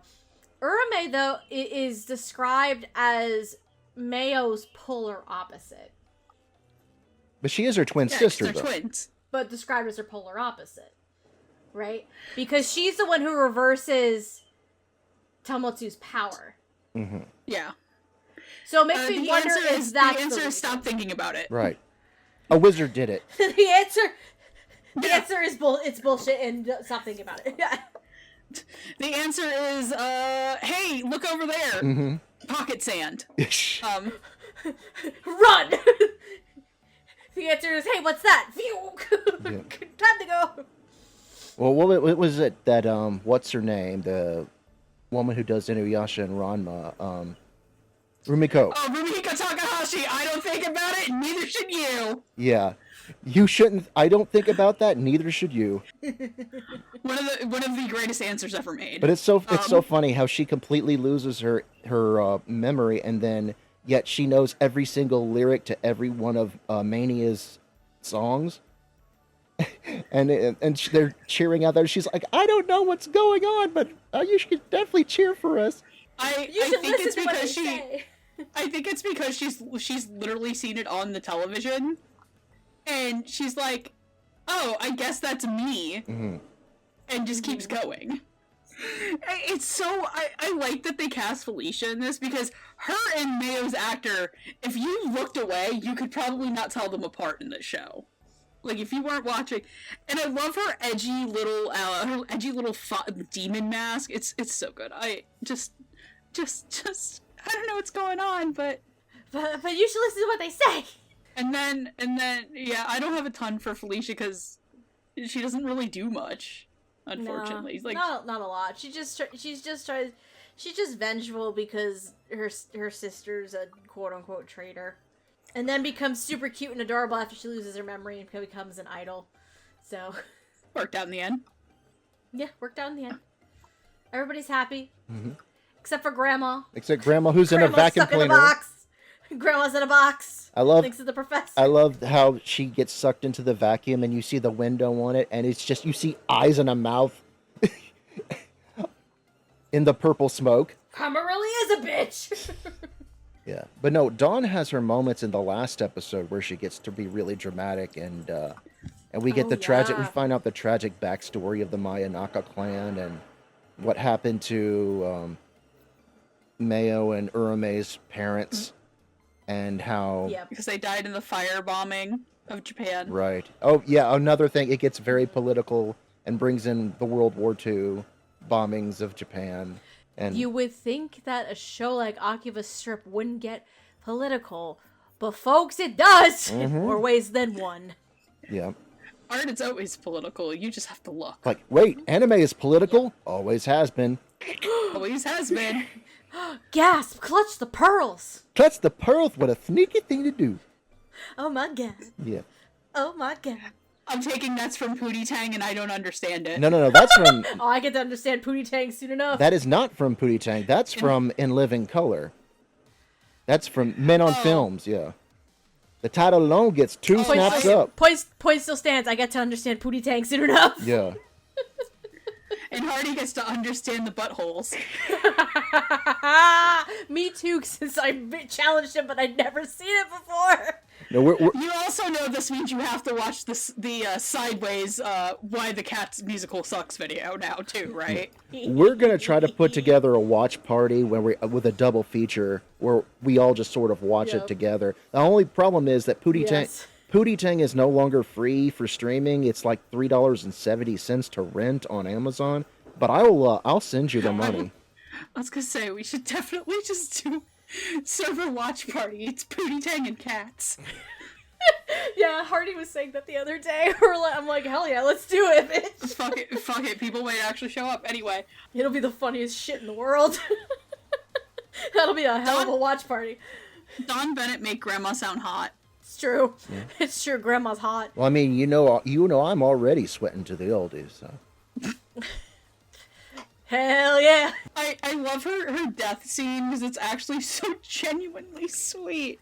And then she gets put into a vacuum. And then it gets ruined by the professor. She's like, nah, you're not done. I gotta make you confess to more shit. She's like, damn it, Karma really is a bitch. But no, Dawn really does get, like, real unhinged in, like, the last episode when she goes full on, like, kaiju-type monster. It's fucking great. It's really great. And they beat her with a giant drill, as in true Gurren Lagann fashion. Pierce the heavens. The drill that, yes, and the power of love. Power of love and Akiba. Power of love and otaku. Yep. Hey, at least nobody died at when they tried to kiss at the end. Yep, they tried to kiss at the end, and then fucking here comes. I'm you, but from the Arisa future. And Niwaka from the future, 100 years in the future. To which, how the hell are they still that young? 100 years in the future. But I digress. Just don't think about it. That's why. A wizard did it. A wizard, yes, a wizard did it. And that wizard is Gandalf. Oh man. No, but like for the most part, Dawn as Grandma is pretty like subtle and subdued, which is great, which is fine, because that's kind of what the character calls for. But then like at the end when she goes completely unhinged, it's fucking great, man. And I liked her. She really was laying it on thick with the I gotta keep it on a chain. Yup. Yarp. Oh. Are we ready to move on to our main characters? I think so. Yeah, I am. All right. Folks, let's talk about Team Electric Mayonnaise and Friends. Alright, we're going to talk about our main 4 characters of the cast. Good old Team Electric Mayonnaise and Friends. We have Tomosu Denkigai, Matome Mayonaka, Arisa Ahokayan, and Niwaka Denkigai. So, we have Tomatsu, our lead male protagonist, who is a fucking random guy otaku, gets mixed up in some shit, almost dies, is saved by Matame, becomes a half bug thing, has super enhanced powers and strength and shit, and is now helping Mayo defeat the bugged ones. He's not a NEET. Matame He's what? He's not a NEET.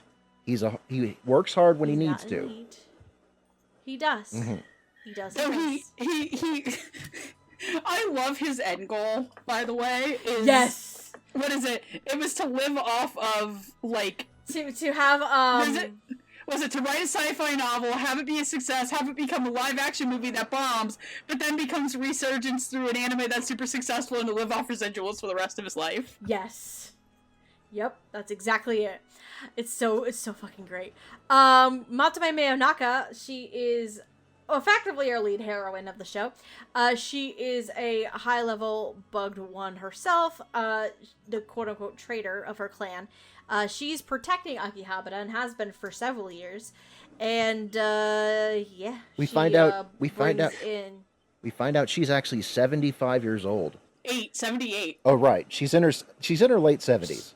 She's young by their standards. Mm-hmm. But point still stands. And we have Arisa. Arisa is best girl, first of all.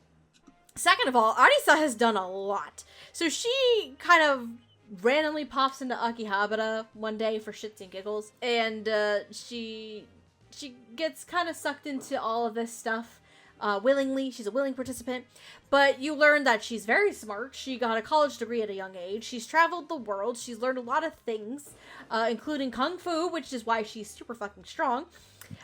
She originally got mistaken for a bugged one by Mayo. Initially, that's how she originally kind of gets introduced in a way, and then gets dragged into everything. But Arisa is very moi. She's very moi. And then we have Niwaka Denkigai. She is the younger sister of Tomatsu. And while she has no physical abilities, no powers, no nothing, she kind of ends up, for intents and purposes, I would say the voice of reason of the group half the time. Also, she's trying to hook up her brother with Mayo. Like, she has these schemes sometimes. It's so funny. She's the one who gets them to go on the fake date. It's so cute. Anyway, playing these characters as Niwaka, we're gonna start there. We have Bryn April, who has voiced characters such as Hiyori Iki in Noragami, Cyan in Show by Rock, and Natsuko Honda in King's Game the Animation. Again, that one's for me. And Hardy, apparently. What was that? What was that last one? Natsuko Honda in King's Game the Animation. Ah, yes, the human equivalence, the anime equivalency of your period. Cold Rain was wasted on that show. Oh my god. As Arisa Ahokayan, we have Miss Natalie Rose, who has voiced characters such as Lily in Recovery of an MMO Junkie, Rune Yamauchi in My Dress Up Darling, and Lily in Handshakers. Fun time. Remember that time I watched Handshakers for this podcast and God didn't even want me to watch it? Right. Oh, yeah. No, you had a power outage, didn't you? Some shit. I had two. Oh, wow. Oh, yeah, that's right. You had 2 power outages trying to watch the show before the recording. I remember this story. Yep. We still did that episode, and then they stopped dubbing the franchise, so... Whoops. Thank you for one thing, Sentai. As Matame Mayonaka, we have Jade Saxon, who has voiced characters such as Rise/Sally in Bofuri, Megami Tadakoro in Food Wars, and Yuri Flostre in Sky Wizards Academy. See, I was expecting you to say Taboo Tattoo, and I was going to groan at that one, but her character... I was going to, her character in Sky Wizards is again. actually one of the best ones in the show, so I'm not going to groan for that one. As bad of a show... I was going to say, there's... As bad as the show as Sky Wizards Academy, her character was actually kind of cool. If you had to ask me which one was worse, though, I would still probably say Taboo Tattoo, because, like, there's a moment where a character is going to die, a character dies in that show, and instead of feeling sad for that, I proceeded to bust out laughing the hardest I've ever laughed. Wasn't that Jade's character? Wasn't she, like, the female best friend who just gets randomly killed for... just out of nowhere? Yes! She just gets randomly, like, mauled by a lion. Wow. Oh my god. It's so dumb. So, oh my god. That was one of Christopher Bevan's swan song dubs that he directed at Funimation, and man, I would have left too after that. Oh my god. Alright, and finally, as our lead nerd, Tomatsu Denki guy, we have Alejandro Saab, who's voiced characters such as Yusuke Igarashi in Kiss Him Not Me, Uno in Nanbaka, and Break in Handshakers. We're bringing it home with more handshakers for you. I have another cursed one as well. Give it to me. Let me see if I'm... Oh, yes. He was Mirai Kakahashi in Platinum End. Oh, there. I was gonna say, I'm surprised you went with Platinum End and not the dude from the one dude Well, from the Bug Island of Bugs anime. Oh, also true. But wait, did we cover Platinum End, though? I don't think we did. We never We have, didn't, and surprisingly. We didn't, and thank God we didn't, because it was horrible. But to say, like, again, one of the things was, like, I picked stuff that we did cover in the past. But Platinum End, yeah, that would have been a good one to put in there. Hardy, have you ever heard the story of the time we watched the first episode of Platinum End? I do not. So, it was, we watched the first episode of the dub at Anime NYC, the year that we decided to put ourselves in that one bathroom, that one Oh, that's really right! that one really shitty Airbnb. The one Airbnb I thought was a good idea, and then it wasn't. No, I thought it was a good idea. I booked that Airbnb. Oh yeah, that's right. That's the one where I had the dream asking why the hallway smelled like shit. So, we're all sitting after the con, and, we decided to put an episode of one of Platinum End at Jet's behest, because Jet had the mentality of, well, if I have to suffer, so do all of you. Yes. So, we sit and we start watching the first episode of Platinum End. And it gets to the part, if you've never seen, I'm sorry to spoil the first episode of Platinum End for anybody. It gets to the part where, like, his family, this is why he's become an orphan, the main character. And they're all in a car, and, like, I guess he forgets something, and he runs back, and he's running back towards the car, and Andrew just goes, I swear to God, if this car blows up. Yes! And it proceeded to explode on command. And Andrew just kind of looks and goes, "Show, I was kidding." It was so good. It was so fucking good. He was like, I was kidding, guys. I mean, we legit had to, like, pause for a fucking minute, because I think we all were, like, sent into orbit. We were all, like, in bed, like, crying. We were just sent into orbit I for bet- a solid 10 minutes. I bet I'm Jet. not kidding. I bet Jet, who had already read it, was like, "Oh, it gets worse." Yes. Like, Jet at that point was a combination of tired with the day and tired with his existence, because he made us watch Platinum End. I will say, though, Jet, when put into a corner, can be surprisingly speedy and dodgy. I tried to show him Hitalia once, and he ran like a bat out of hell. I do have to ask, though. I know the conditions that you were staying at were subpar. The pizza that Jet brought in, was it at least decent? Oh, yeah, no, the pizza was fine. Pizza was good, yes. Okay, good. Yeah, no, the pizza, like, listen, New York pizza's very hard to fuck up. However, a New York Airbnb, very easy to fuck up. That bathroom was literally smaller than most closets. Eesh. And the hallway smelled like shit. Like trying to take a shower in that goddamn bathroom was near fucking impossible. My fat ass barely fit in. But you know whose ass is very fat with the talent he put into this show? Alejandro Saab. Yeah! I'm not going to talk about him first, and I'm sorry I said that you had a fat ass. I'm not allowed to make that distinction. I'm not married to you, and that'd be weird. Bringing it back around. I, however, do not know how caked up your VTuber model is. I'll talk about Bryn first, because Bryn's, unfortunately kind of the one who does the least amount of things. Yeah. I love the episode where he breaks her, figure trying to get photos of it. And just, she is so cute, but when she goes into that butler restaurant and just starts beating the shit out of him. Yes.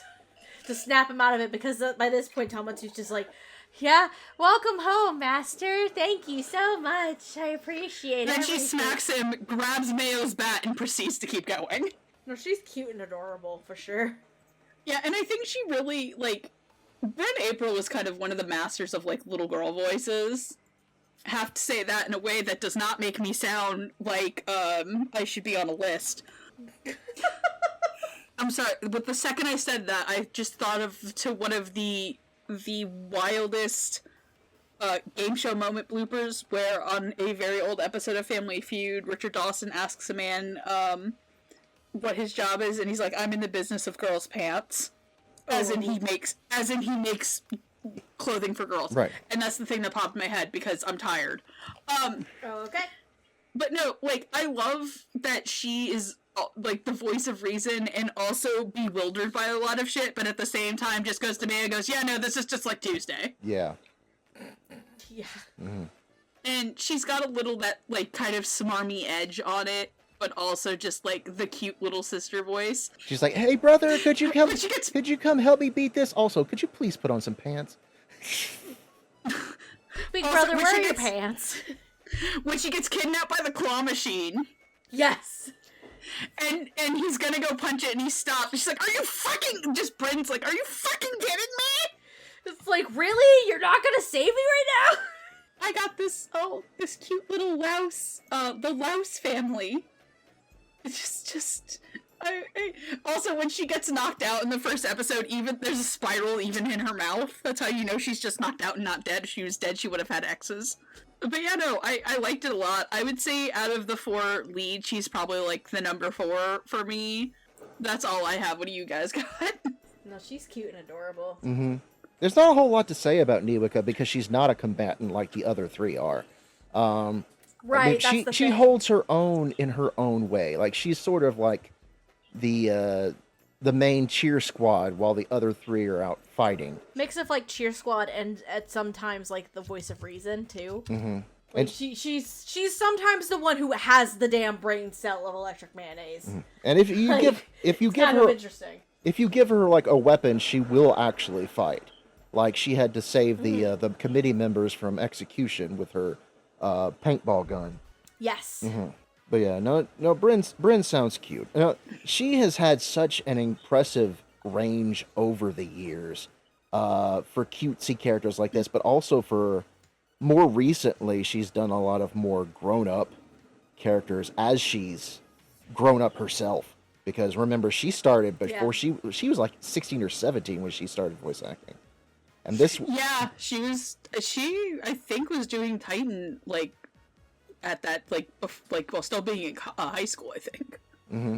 Yeah, I think Titan might have started around that point for her, yeah. Yeah. But now she's voicing a cute little blue slime, and she's like, "Zoe wants to go smush smush." What? You gotta watch Campfire Cooking in Another World. Ah. Yeah, because Sui got is it. best slime. Gotcha. No. Gotcha. Okay. Memory fans in the comment are angry. Yeah.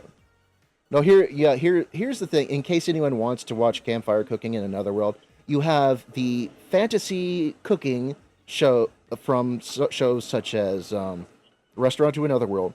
You have adorable blue slime creatures such as That Time I Got Reincarnated as a Slime. And the main selling point, you have Jonah Scott as a furry.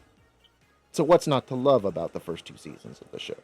So that's just my advertisement of it. That's a solid way to promote this show. Mm-hmm.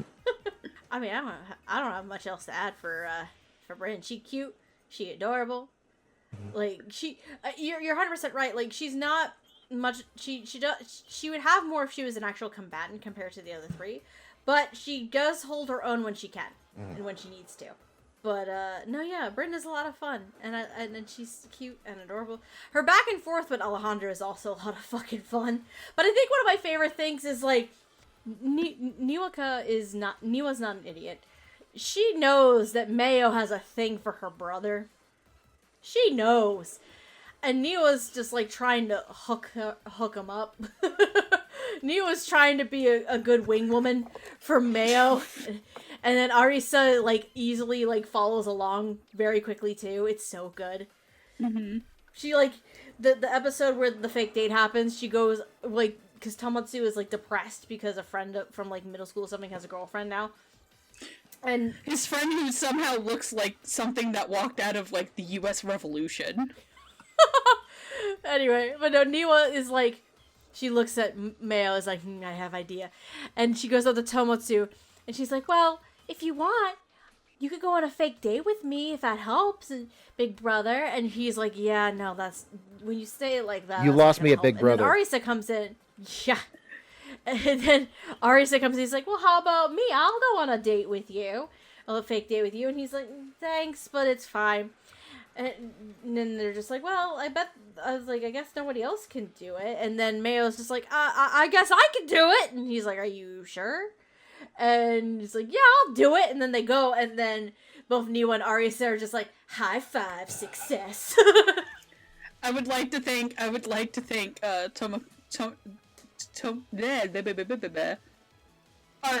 male lead for being able to cross the bar that is in hell of not being a brocon.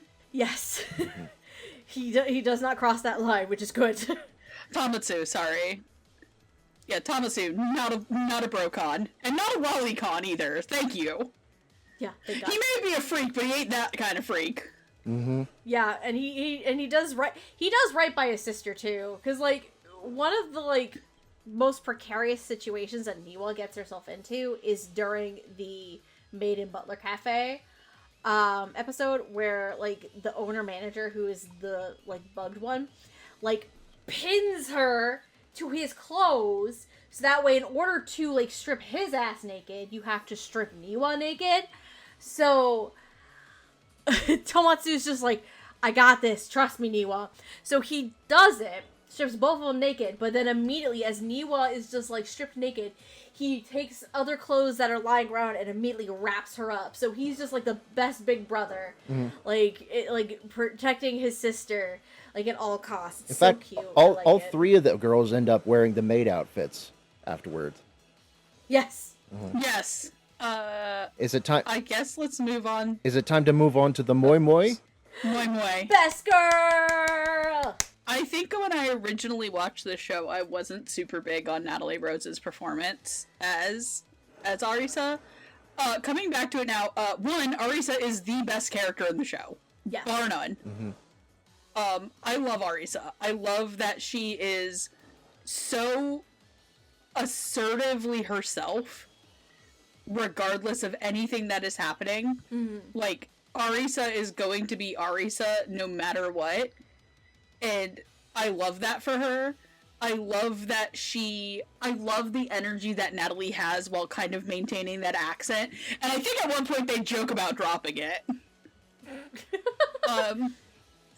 That she is such a good person. She's willing to, drop everything just for her friends. Yes. And, I absurdly love the way that she delivers in the most earnest way as humanly possible. That she's got this weird storied history. And just the way that Natalie delivers it with this, like, earnest, like, oh, well, this is my life, and it's kind of airy and a little dreamy. But at the same time, it's also, like, girl, what the fuck? It's the most convoluted backstory you could ever imagine, but she just, it comes out, for Natalie, she portrays it and comes out as natural as can be. It's like, yeah, no, this is what I did. It's no big deal. It's nothing new. Meeting that CEO is like, like, I stumbled across this party, as you do. I was like, what? Like, it's I just love so the casual. fact that she is technically the second most intelligent person in the entire show. Correct. And she just like, chooses to have fun. Mm-hmm. Yeah, no. She puts on the facade of being an airhead in order to, I don't know, not to mask her true abilities, but to just sort of make herself a bit more endearing and a little bit more mysterious, I would have to say. I think it's partially with that, but like another thing to remember with Arisa is ever since she's graduated college from a young age, she's been traveling the world and doing a lot of different things. so she went from, after studying kung fu for like a year or so in China, she went to Japan, and specifically Akihabara, because she wanted to, one, have fun, but two, learn about the otaku culture. So that was the whole reason for her coming to Japan in the first place. So she's very smart. She's very curious and wanting to expand her knowledge and learn more things. So she has her reasons and everything, and she just kind of goes with the flow and is along for the ride. But yeah, you forget that Arisa is probably one of the smartest characters in the whole show. Like, you easily forget that. And with the most convoluted backstories that just make no sense. But it's like, yeah, as you do. It's like, what? And Mayo is like, wait, you're actually smart? Yeah. Like, wait, you're actually smart? It's like, yeah, I got. It's like, she got like her PhD at like 7. Yeah, Thomas was like, wait, you graduated college? So I got a sort of. I went to college. It's so funny. I got a sort of unrelated question that links to another series entirely. Okay. But do you think Arisa would get along with Beatrix from Zom 100? Oh, 100%. Mm-hmm. Probably. Like, that's not even a question. They would be besties. Mm-hmm. No, I love Natalie to pieces as Arisa, because, like, you're right. Like, it gives, the tone of voice gives, like, this, like, airheaded quality to it. But Arisa is just unapologetically herself, too. And it's such a delight to see Natalie just have, like, a ton of fun with the role. Just be like, oh, yeah. It's like, yeah. Like, her one, like, I want to be an idol so bad. I've always dreamed of, like, walking the street, and then all of a sudden, like, this producer agent person comes up to me and is like, hey, do you, like, you look like you could, like, become an idol. I want to make all your dreams come true. And then all of a sudden, here comes the manager's like, hey, you girls want to be an idol group? Yeah, just like that. I would love for someone to talk to you just like you're that. this famous person. Yeah, it's like, and Arisa, like, knows knows the people, knows the connections, has those connections. Like, she's, you think she knows the people and has the connections because she's just, like, a nerd. But in reality, she knows these people and has these connections because she's a smart fucking cookie. Like, she's been around the block. Like, it's so funny how, like, well-connected Arisa is compared to everybody else in the show. Like, it's so funny. Like, Arisa may be an airhead, but she is one of the smartest people in the fucking room. Mm-hmm. and I just love Natalie's portrayal of her. She is, like, unapologetically herself, so fucking confident, and Arisa is just best girl. Arisa is best girl, like, bar none. Like, it's so good. Moi moi, desu desu, yeah, no, Arisa's a very fun character to watch. This was, I think, one of, I don't want to say it was one of Natalie's first roles. I know she had been in a lot before this. No, yeah, she'd been a while. No, but, it does take a bit of getting used to, because Arisa is so high-pitched and so, I want to say her voice is very flighty and airy. She's very cute, but it does take a little bit of getting used to. Because I can see someone who's pretty new to dubs going in and say, oh, that sounds grating on the ears. But I don't, yeah, it does take a little bit of getting used to. But once she gets the hang of it, she's very fun. All right, why don't we move on to Jade, to the Mayo of Team Electric Mayonnaise, AKA C cups. Like a good mayo. Like a good mayo. State Farm is there. And I say this as like a good mayo, What? State Farm is there. like a good mayo. Baseball is there. Duke Farm is there. Um, Hellman's is there. damn it, Cummins is there. okay, I keep tangenting, but that is an actual, like, meme for my hockey team. Really? Oh, really? Yeah, we have a guy who, every time we win, makes a meme video a meme compilation of how the game went, Yeah. and one of our players is named Jake. Uh-huh. So they do like a good name. Oh. State Farm is there, and it's just like him, Okay. but with that player's face photoshopped on it. When the second you said Jake, I got it immediately. I was like, Yeah. oh, Like, yep. My actual personal favorite one is we call one of our guys Bagel, What? and it's it's the scene from Brooklyn Nine-Nine of bagels. Oh my Of god. Captain Holt throwing. I have to send you one of them. They will make absolutely no sense to you, but they are quite literally some of the funniest shit things you'll ever watch. Nice. Oh, that's great. But yeah, like a good Mayo as a white person would say. Mayo as a character brings the group together, and Jade's performance really helps to balance things out. She's definitely not as spicy of a It's not as spicy of a performance as maybe say Alejandro or Natalie's, because unfortunately for poor Mayo's sake, she is the straight woman. Yes. She is dealing with this otaku bullshit after like 10,000 years of just like not dealing with any of it and just observing the otaku culture from like a safe distance, like it is seeing the monkeys at the zoo. Yeah. She's now finally getting into the cage with the monkeys. Yeah, and then all of a sudden, surprise! The cage door has been unlatched, and this horny little spider monkey is now a part of your life. Whoops. Who saw that coming? That I use. Yeah, right. Yep. She's Jade's tsundere performing levels are legendary at this point. There is no stating how good she is at it. And Mayo is that. She is very much the tsundere of the group. But I think the thing that really makes me root for her a lot is when she goes into the eating episode. Yeah, that was a good one for her.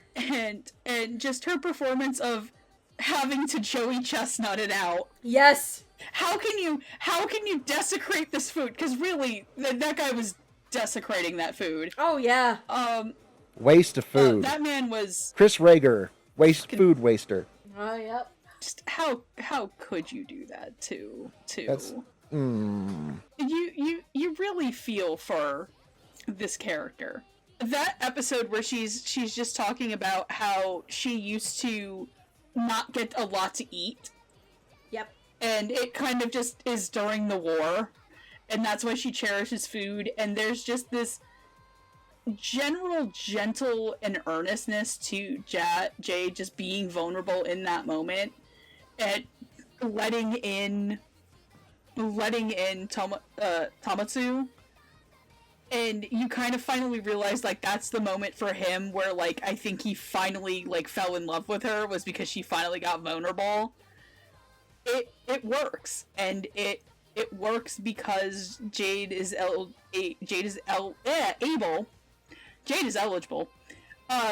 is able to just balance that out. And it's not over the top in a way that I think a lot of people who quote-unquote no comedy anime, because this is a comedy anime. We unfortunately still live in a day and age where, and this was probably worse when this came out in 2017, that think that any comedy dub is either ghost stories or quote-unquote an abridged series. Yep, unfortunately. And this is also coming from you who does like ghost stories, by the way. Yeah, I mean, like, I enjoy the ghost stories dub, but I'm also very much a proponent of please actually do your research on the production of that show. Correct. And understand that, and I think Jet actually has written a really great article, I believe, for Anime Feminist about that. Or anime, I don't know if it's Anime Feminist or it was Anime Herald, but Jet wrote an article about that where there's a double standard. I think the Ghost Stories dub can still be enjoyed in this day and age as long as you realize the time period that it came out in. because a lot of the Correct. jokes have aged like absolute milk. I mean, Yes. yeah, if you can, I was watching a few clips of it, and I'm like, a few jokes came out. I'm like,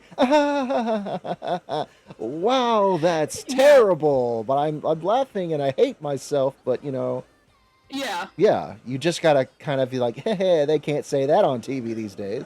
Yeah, and it's one part, it's just culturally insensitive to a lot of things. And the other thing is, too, is that so many people have a myth about how that dub in particular was made that they think it should apply to any anime that quote-unquote doesn't do very well or is supposed to be funny, that the way to get humor is by being so off-the-wall offensive that it's just like, oh, this is what it's going to be remembered for. And the reason why this dub works, and we can get into this more in final thoughts, is that this dub doesn't really do that. Right.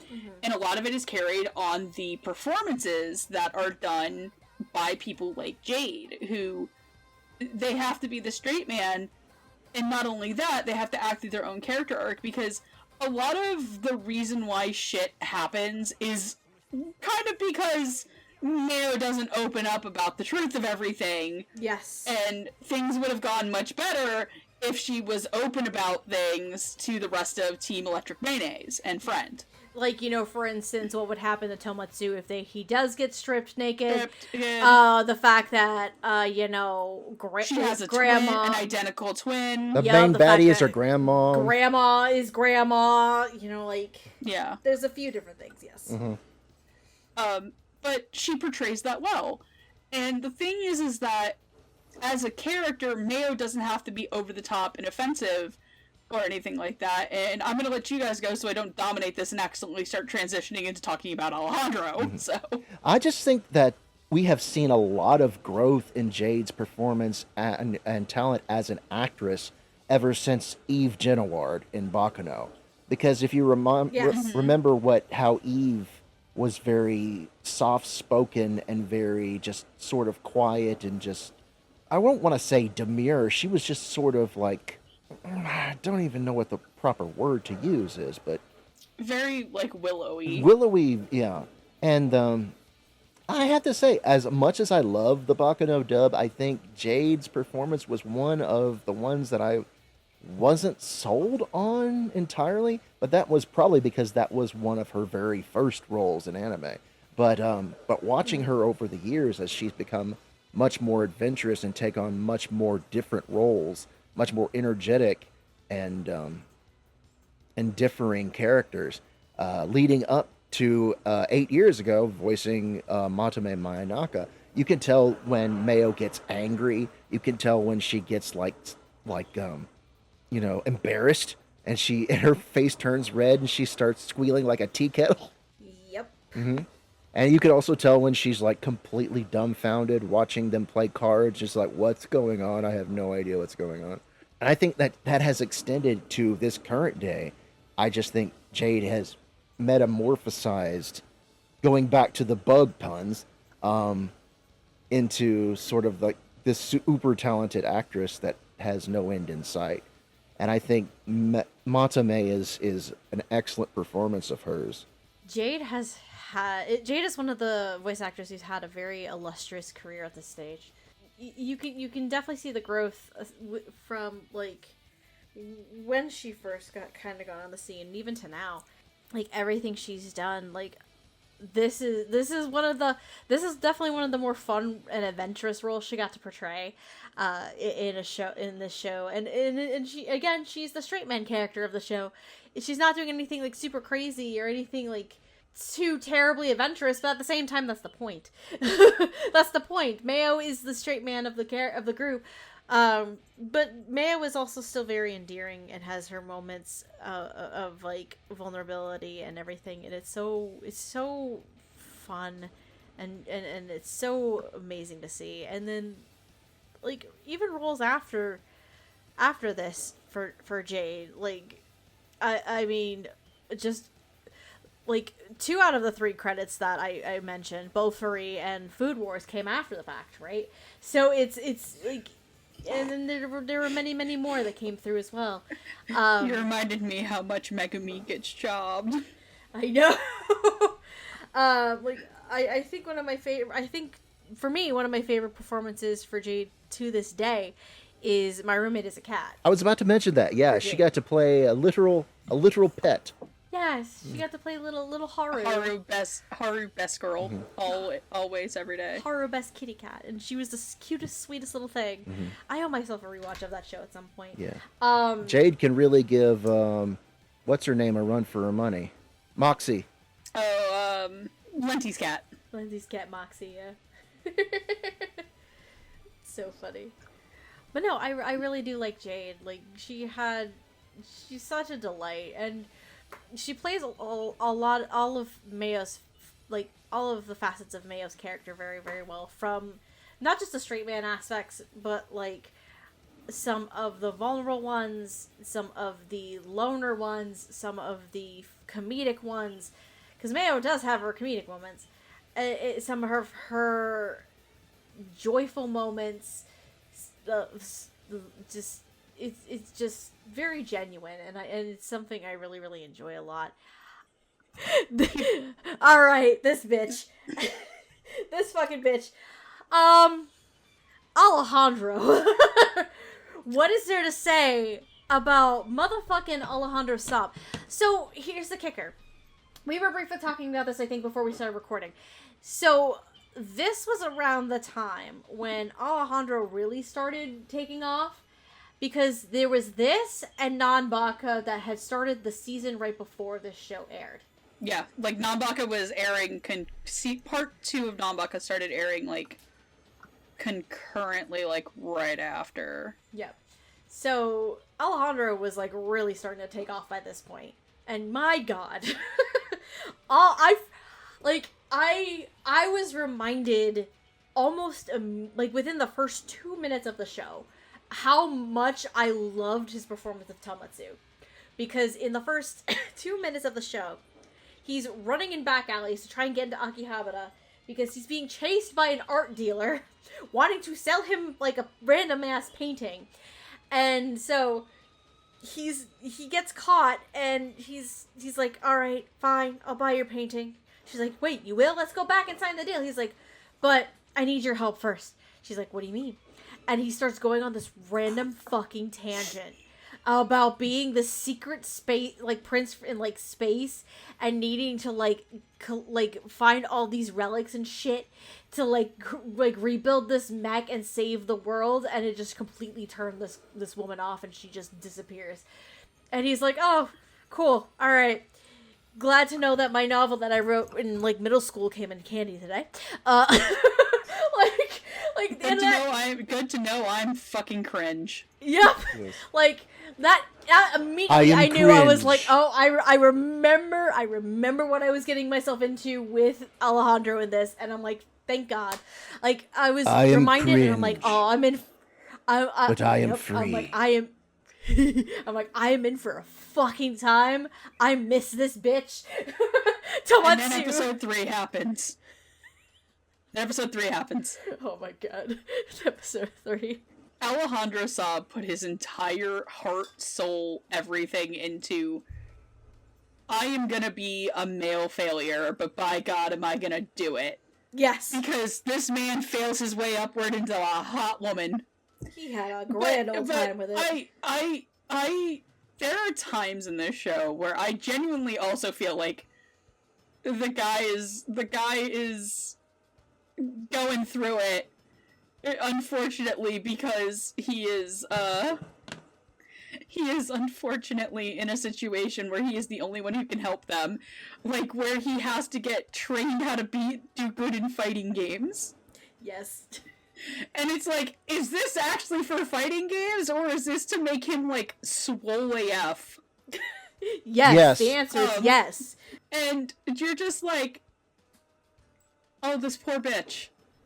But the thing that works with Alejandro's performance, and it's like I said with Jade, is that there is no ounce of insincerity in Alejandro's performance at all.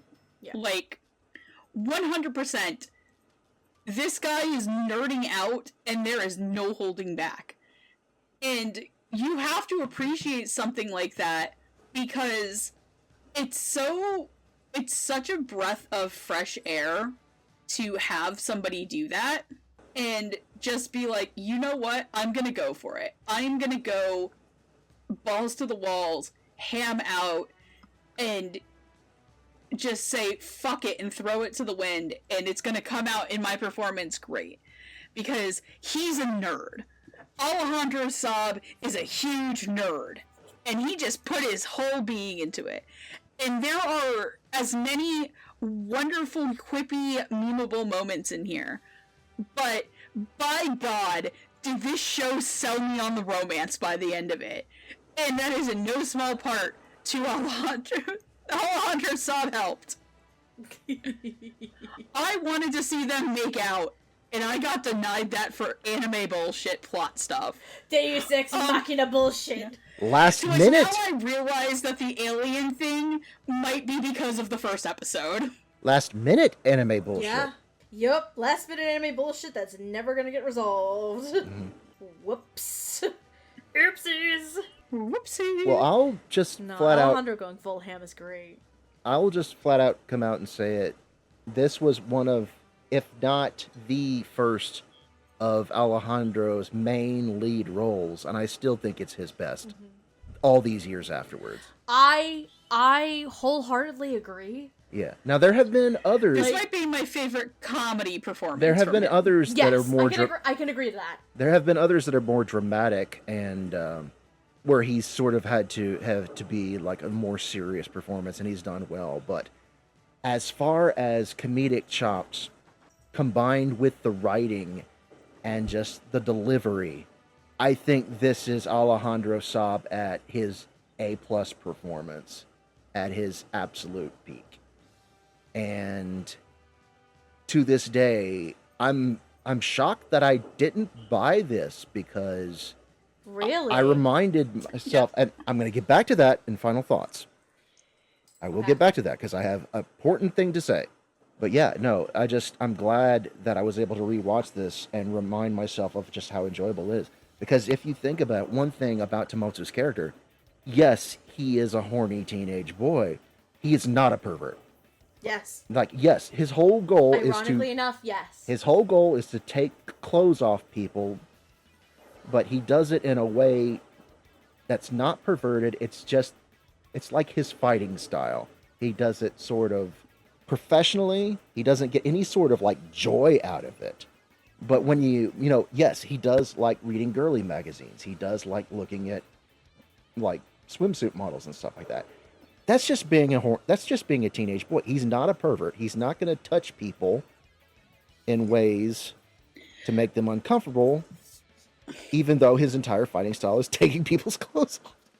It's Yeah, the only time he's like overtly kind of like super horn doggy is when he first meets Arisa and he's just like kind of staring at her. But that's just the show trying to be kind of pervy itself, which didn't really need the moo noises about her titties show.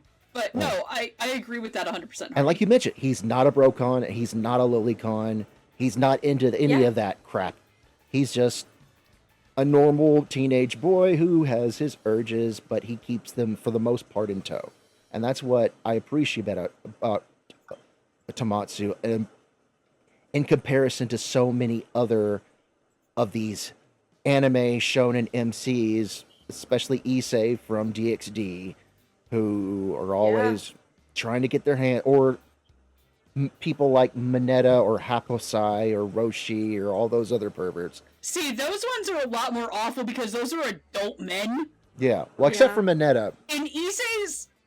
Yeah, I was gonna say, in Issei's case, like, but the girls do it back and everyone's kind of horny in that show and in on it. Compared to, Mineta, who gets, like, Clockwork Orange into being a normal human being by Mina. Anyways, no, in short, this is one of my favorite, if not my favorite, Alejandro Saab roles. Like 100% definitely for comedy. I think this still holds up as one of my favorites for Alejandro for sure.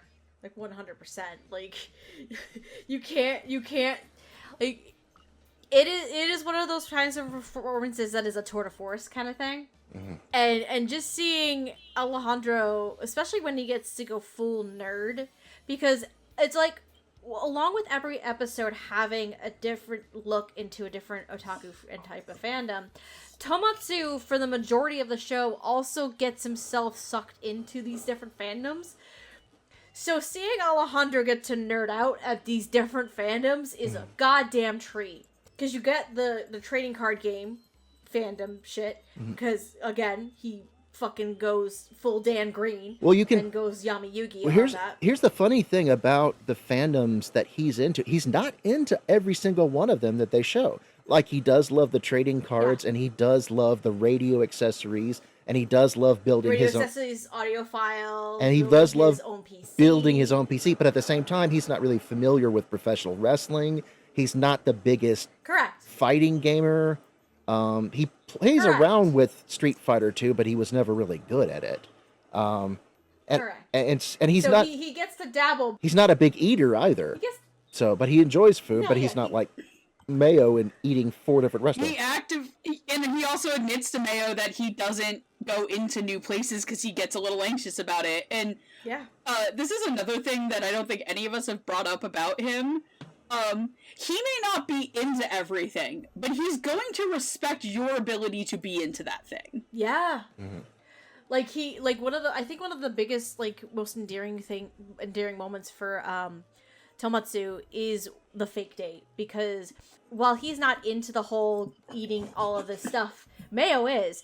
And as he's watching Mayo when they're at their 3rd restaurant or something, he realizes that this is something that she really enjoys, and genuinely so. And he kind of is just okay, she really likes this. She's just so happy about it. And then he brings it up when they go to the next place. And they have a really nice, sincere conversation about it. And this is when Mayo is talking about her backstory and her experience, and he kind of gets a better understanding about her. And Tamatsu, as much of a doofus as he is, he has these really nice, genuine moments that make him much more endearing as a character than you realize. And Alejandro really plays into that very, very well, I think. Is there anything else we wanted to say about Alejandro or any of our leads? Tamatsu is best boy. Case closed. Tamatsu is up there with me of shows I've come back to rewatch for this 10-year anniversary, where I'm like, wow, we've really gone downhill in the main character department. And for all the people in the comments oh, look, Megan's complaining about men again, there is also a lot of really awesome male MCs for the year, and in the last couple of years too. Mm-hmm. Yeah. I'll admit, I have a lot that I like. I am blinking on their names right now because I'm tired. But I promise they exist. I promise you they exist. Mm-hmm. I was gonna say, the only thing that's coming to my mind, I'm looking at all my Nendoroids, and the only 2 male one I've bought recently is another Kashu. And the rest have been horses. Yep. The rest have been horse girls. Alright, anyway. Do we want to move into final thoughts? Yes, I will go. Yeah, Hardy, you want to start? I will go after you guys, because I have to pull up something. Okay. Final thoughts on the English dub of Akiba'S Trip The Animation. I'll go first. I loved it. I genuinely am surprised it took me 8 years to finish the show. Wait, you didn't finish this? I had never finished it until today. Oh my god, what the fuck? I never finished it. It was just one of those, I watched it for the podcast, and I was like, I'll get back to this. And then you never did. And I never did. What the fuck? Okay, so this is long overdue. I did not know this. Yeah, whoops, sorry about that. There's a lot of things in my closet that I haven't finished, finishing the back half of Escaflowne still. There's a lot of things on the shelf behind me that I haven't even touched, so that's fair. So, yeah, no, but I genuinely loved it. I think the dub of this is so much fun. I don't think there's, a bad performance in the show. I think the writing is so on point, the directing is so on point. I think that this is a show that everybody should at least check out once. It may not be comfortable for a lot of people. I understand that the idea of the fan service, and it is probably very off-putting for a lot of people, and trust me, I don't like episode 3. I'll be 100% upfront about that the photography episode got to a place that was just very uncomfortable for me. Right. I was like, you know what? But there's a good heart underneath it, and sometimes anime fans, we have unfortunately have to admit that sometimes we put the horsey. Speaking of horses, we put our blinkers on, our blinders on, and are just like, I don't think about it. Neither should you. But yeah, no, I loved it. I love the dub. I genuinely really want to talk to the people who worked on this show and be like, yeah, I picked this up after a super long time, and your work in it was absolutely wonderful. And I think that this should be appreciated a lot more than it was at the time. Yeah. Alright. Like, obviously, if you're a fan of the game and you watch it and this is nothing like the game, I can't help you there, but for everybody else who's just like, I want to shut off my brain and watch stupid bullshit, anime bullshit for the day, this is for you. If you want stupid anime bullshit, that's an easy marathon. Here you go. Ta-da. Hardy, did you want to go next? Yes. You want me to go next still? Well, actually, you go next. Because I do have something I want to say regarding this show specifically. Okay, sure. Yeah. I'm one of the ones who has not revisited the show since I first watched it several years ago. But it was, for a last minute change in what we were originally going to do, this was probably the best idea we could have come up with. Because we were having a hard time replacing given things, I eventually was like, hey, I've been going through some shit lately. Can we watch something happy? Yeah, it was like, we were trying to replace our original idea, and we're like, what the fuck can we do? And we went through the whole gambit, and we eventually landed on this, and we're like, you know what, this is honestly the best thing that we could probably come back to, because it's one of the ones that still holds up, like, very, very well. Everything about it, for, like, again, like, let's say, like, 85-90% of it still holds up very, like, so fucking well. Like, from the performances and the casting to the direction, the writing is stellar. It is so unhinged. The show knows that it's stupid bullshit the majority of the time. Cliff is the director and Jared is the writer, understood the goddamn assignment.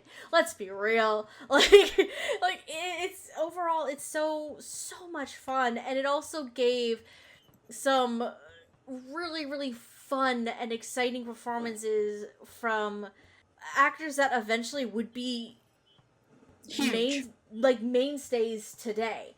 Like, particularly Alejandro being the biggest one here, I think. Like, this is a man who's, like, in, like, stuff for Nickelodeon and, like, Marvel now. Yes. Like, he's become a huge I'm mainstay, and it's so fucking great to see. And I'm here on a December afternoon, 5 days before Christmas, watching him freak the fuck out about stereos. Yes. Some people may call it pseudoscience, but those people are a-holes! These are not headphones. They are ear speakers. Yes. It's so But the good. best way... But this is all bullshit, because the best way to watch this is, to listen to this music is to watch it live. Yes. He's not wrong. And it's literally just just literally this, like, depressed-looking girl going, la, la, la, la, la, la, la. It's Kate. I think that's Caitlin Glass, by the Like, way. 100% I think that's Caitlin Glass. That's Caitlin Glass, I think, if I remember right, looking at the freaking cast list. Anyway, no, this show was such a fucking fun delight to come back and revisit. Is this gonna be for everyone? No. There might be people who, like Megan said, who are not who do not like the fan service. Let's be real. There are some people who will be turned off by the fan service. However, Like, and there also might be people who don't like the weird fucking bullshit or the story plot bullshit, the Deus Ex Machina bullshit that happens throughout the course of the show. Some people might not be into that. Cool. That's fine. But so like if you throw your suspension of disbelief, if you throw your suspension of disbelief out the fucking window, and just turn off your brain for a few hours, like you're gonna get a freaking kick out of the show, and you're gonna have a hell of a time. And the dub really holds up and holds true to that. So, I definitely think you should give it at least a try. 100% give it a watch. I also agree that you should all definitely give it a shot. It is streaming on Crunchyroll. But here's something important to notice. Yes. I have it pulled up here for the Blu-ray and DVD combo. We're getting into this. I was going to get into this. At Crunchyroll Store, Akiba'S Trip, the complete series, is currently listed as final sale. Which means there's a very good shot it's going out of print, boys and girls. Right now, it is going for $25.99, $26 on Crunchyroll Store. If you would like to own it, if you just want to stream it, that's perfectly fine. Odds are it will be taken down eventually, but we don't know. But if you would like to own it and make sure that you have your copy, now is the time to buy it. It's dirt cheap. Yes. If you get $100 worth of products over at Crunchyroll, you can always settle it for a payment of $4. Or PayPal 4 and 4. At that price, at $30. It's less than $30. Yeah. I'd say it is. No, if you want to get to $30, you can PayPal 4 and 4 it. Yeah. Right. Yeah, there's that standard edition is the only version that is available. If memory serves, there is currently no in-print versions of, I believe it was on the save label at some point. I don't even think it was. Label, maybe. I don't think it ever got. It never made it there? I don't think it ever made it to the. No, I think it stopped before they got to the. Yeah, and I don't think it had an LE really? either. I think this is the only version. It did not.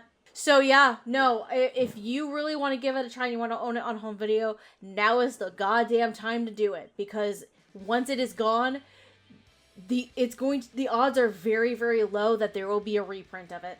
Yeah, but anyways, yes, definitely check out Akiba'S Trip, either it's streaming or you want to buy the Blu-ray. You will have a good time, and you can count me on that. You can quote me on that. Spaceman Hardy, 2025. Hardy kind of stole my thunder a little bit on that. If you are interested in watching Akiba'S Trip The Animation, again, there are a few ways to do so. It is currently streaming on Crunchyroll. It is also currently streaming on Apple TV. It is also currently streaming on Amazon Prime. However, I'm not gonna suggest you do that last option for reasons, because they're bullshit. Because they're bullshit practices. Banana fish. And like Hardy previously said, the home video is currently available through major retailers, primarily through Crunchyroll. However, I did see this the other day as well. It is on a final sale, which very, very likely means that once it is gone, it is out of print and it is gone. So if you want to buy it, now is the time to do it, and it is under $30. Yeah. So there is the chance. I highly suggest doing it. There is always the minute chance that our gods at Discotheque might pick it up, but that is a very, correct, very, very big if. Because yes, yeah, for reasons. It's a very, very, very. It's not out of the realm of possibility, but it's not likely. It's the odds right now, I would say, are low. Yeah, right now they're working on Monster, so their hands are covered. So they're working on my baby.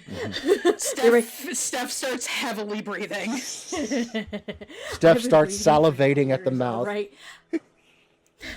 It's that one image of Plankton. I was gonna say the exact same Yes! thing. I was gonna say the exact same. It's like ranking things with memes. Monster, Plankton. Yes, yes, Yes! Yes! Yes, yep, that's me. That's me. I'm waiting for that release date, Discotheque. Let's go. But no, for sure, like, because even if it's streaming on Crunchyroll right now, that doesn't necessarily mean it's going to be there forever. Because I'm going to take a wild guess that, considering it has not been re-released on home video, there's a good shot that Crunchyroll will let the license expire in the near future. As we're finishing this episode, I fucking ordered it. No, I ordered it. Nice. I was literally recording, listening to you guys. I'm like, I better put this in order. So I ordered it. I grabbed that in A3. So I ordered. I have owned this for years, so I'm good. I ordered. You'd be proud of me, Megan. I ordered this. I ordered the full set of Snow White with the red hair, even though I already owned the first half. Yay! And I also ordered Trinity Blood at the same time. So I was able Hell to. yeah! I was able to sizzle it for $25 a week. So Let's go. Let's fucking go. Yeah. We missed the flash sale the other day where Odd Taxi was on sale for fucking like $35 or something. We're like, shit. Right. But anyway, it is currently streaming, but odds are that because considering the home video release is very strongly going to be going out of print soon, it's likely Crunchyroll. It's a good indication Crunchyroll will probably let the rights expire in the near future and not pick it up again. Watch it while you can, or buy it while you can. 100%. I think it's worth it. In terms of if you want to watch or listen to any of the random bullshit we do on a frequent basis, we are the Dub Talk Podcast. You can catch any of our episodes here on YouTube. You can subscribe to us on YouTube. You can follow us on Spotify, Podbean, Apple Podcasts. There was a comment somewhere recently about there being an issue with Apple Podcasts. I did check through it, and I checked through it as a consumer, mind you, because I couldn't remember how to fucking log into my shit. It is working. I didn't try downloading the episodes because I forgot what my Apple login was, though. So don't quote me on it. It is working, and the episodes are working correctly on Apple Podcasts. But in terms of downloading them, I don't know because I forgot what the goddamn login is. But that's on me. But they are still working on Apple Podcasts for those wondering. In terms of following us anywhere else, we are also on different social medias, including Blue Sky, the artist formerly known as Twitter. It will always still be Twitter, let's be fucking real. And as well as Twitch, and Instagram and Tumblr are kind of both dead to us. We also have, if you want to support us in a different capacity, we also have a Ko-fi account for one-time donations, as well as our Patreon, where you can be a supporter and support us on a monthly basis, and have fun little perks and things like shoutouts, such as these fine folks. In our $5 tier, we have Quinoa Soup, Marissa Lenti, Megan's mom and dad, and Michelle Travis. And in our $10 tier, we have Anthony Brown, Carly Lesticow, James, Julia W., Pika Greg, and Shoulder. We thank you so much for your continued support. As for anything the three of us doofuses do, he is Mr. Spaceman Hardy. You can follow him on Blue Sky, and I think you're still on the Twitters right now. I am. At Spaceman Hardy. As for Megan, you can only really follow her on Blue Sky. She got rid of her Twitters. Yeah, my Twitter got nuked the day after Election Day. Probably for the best. And you're still at Queen Era 2, I believe, correct? No, just Queen Era. Just Queen Era? Okay. Yeah, the 2 was always because I had lost the original account on YouTube, so it is just Queen Era. If you get a picture of, if you look me up on Blue Sky and see an image of a catfish dressed like Goldship, you've come to the right place. Love it.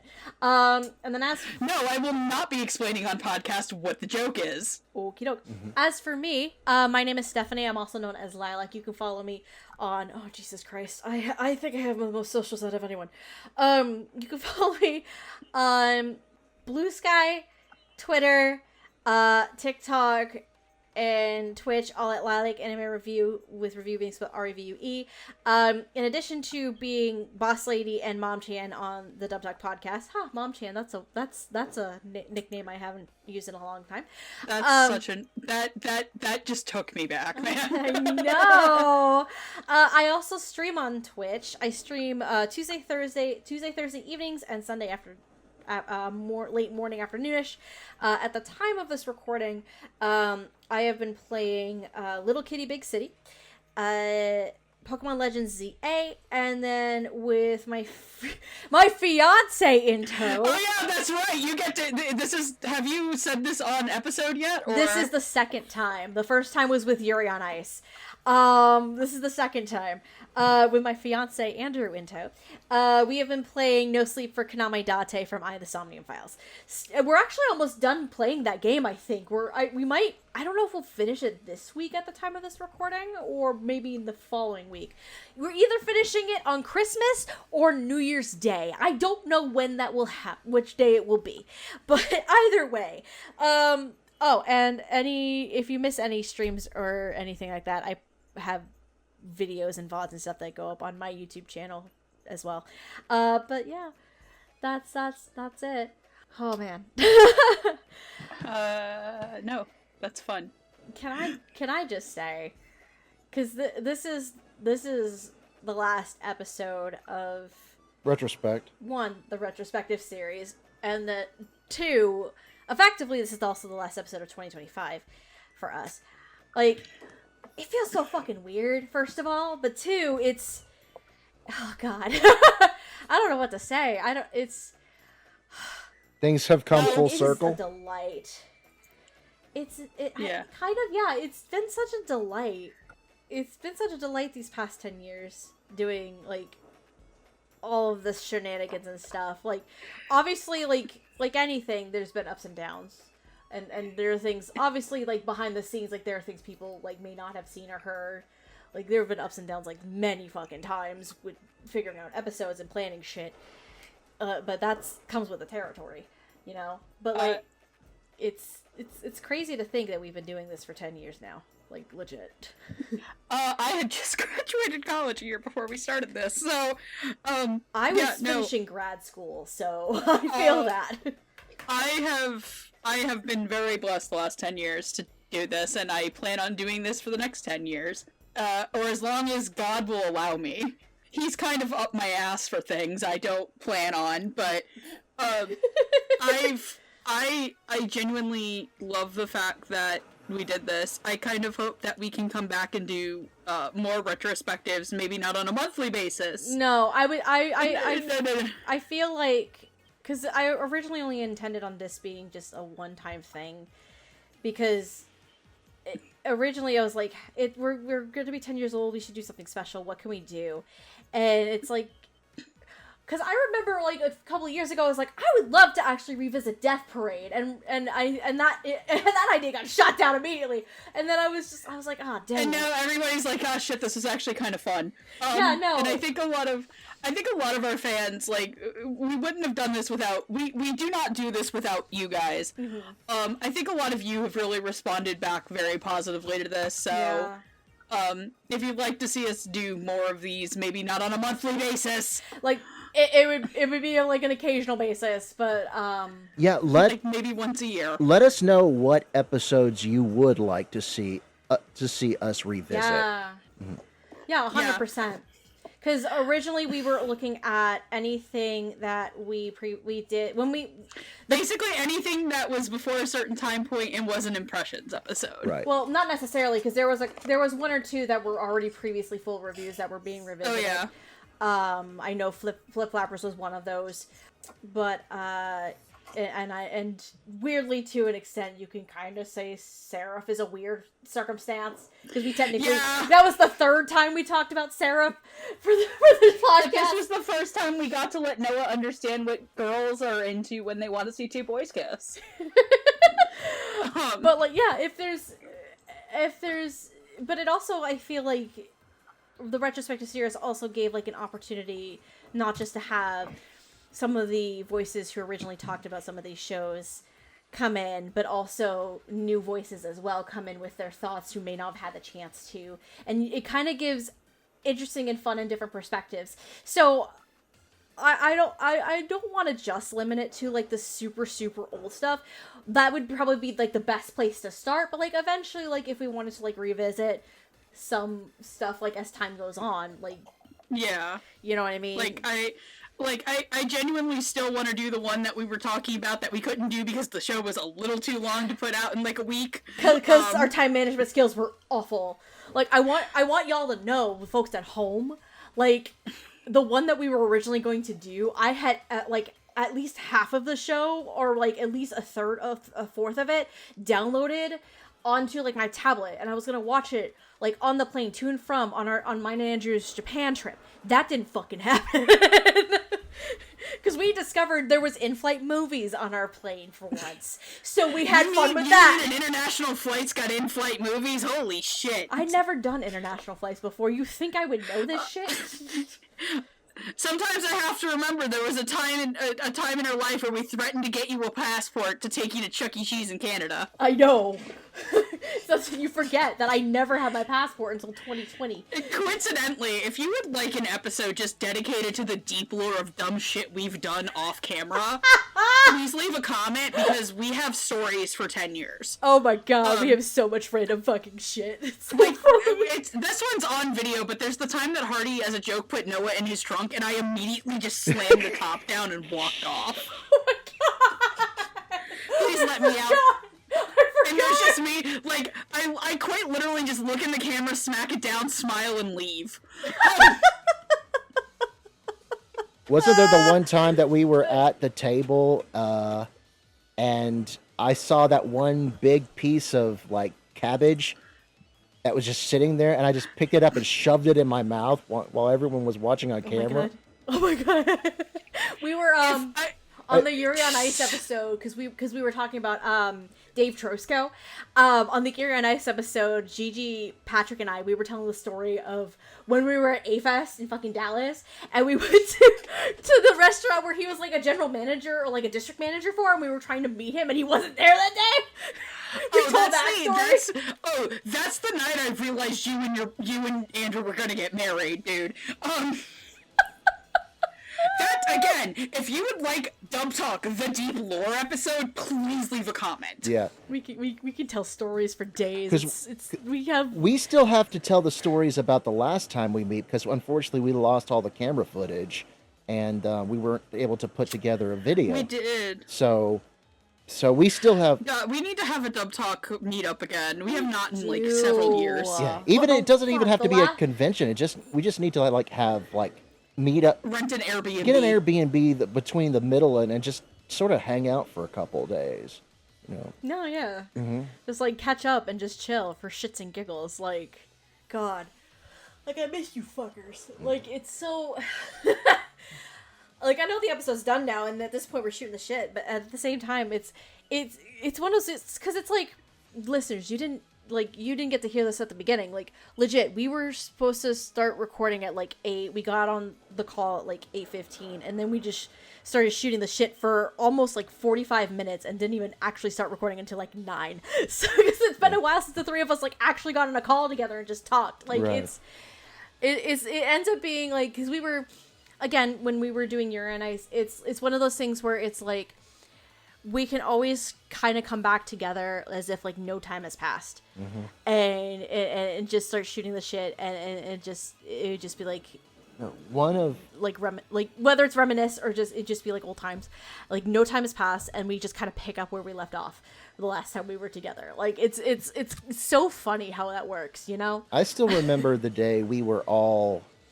We had what we did. We went swimming in the afternoon, and we grilled burgers for lunch, and then later in the evening we got hungry and we ran up and got some Marco's pizza, and every one of us, we just all gathered around in a big circle on the table in the dining area, and we just you know, I said, hey, you know, I like this.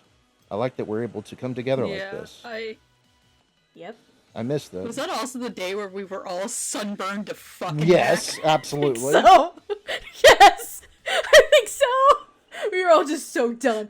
No, this was. I think this was Patrick. I think this was the B&B with. Oh my god, this was the B&B with the fucking porn room that Gigi and Chris were in. You know, we should, as much as this is fun, the deep lore episode, should it exist, we will go more into this. Stephanie, this recording is nearly 3 hours long, and you have to edit. Yeah. I know, I have to edit this and get it out for like Friday. Shit. Anyways, we are Dub Talk. We need to get to bed. I need to go get some Taco Bell in my stomach, so I'm Spaceman Hardy. Quesarito's coming back, baby! Hell yeah, let's go. All right. Quesarito. Quesarito. All right. I'm going to get one, too. All All right, y'all have been fantastic. Bottom line is, y'all have been amazing these past 10 years. We love you to pieces. We very much appreciate you sticking around with us for so long, for our stupidity, our insanity, and for us just sharing that one brain cell every single episode. Because let's be real, we have to survive somehow half the time. But no. Remember to like, comment, and ring that bell so when the eventual wedding episode drops, you'll be here. Oh, Jesus Christ. No, and don't forget that deal from earlier. If we get 10 comments on this video, fuckers, Hensky will happen. We will force Andrew to do Hensky. Hence, Andrew will be Hensky ball tortured. Yes. Yes. It'll be You a will great suddenly fucking get time. a bunch of requests from an account says totally not Spaceman Hardy in a mustache. It will be totally not Spaceman Hardy in a trench coat.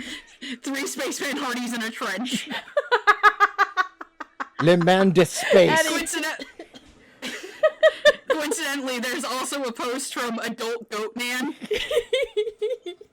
Anyway, thank you guys so much for hanging out with us tonight. Thank you guys so much for the past 10 years. We really appreciate it. We love and appreciate you so much.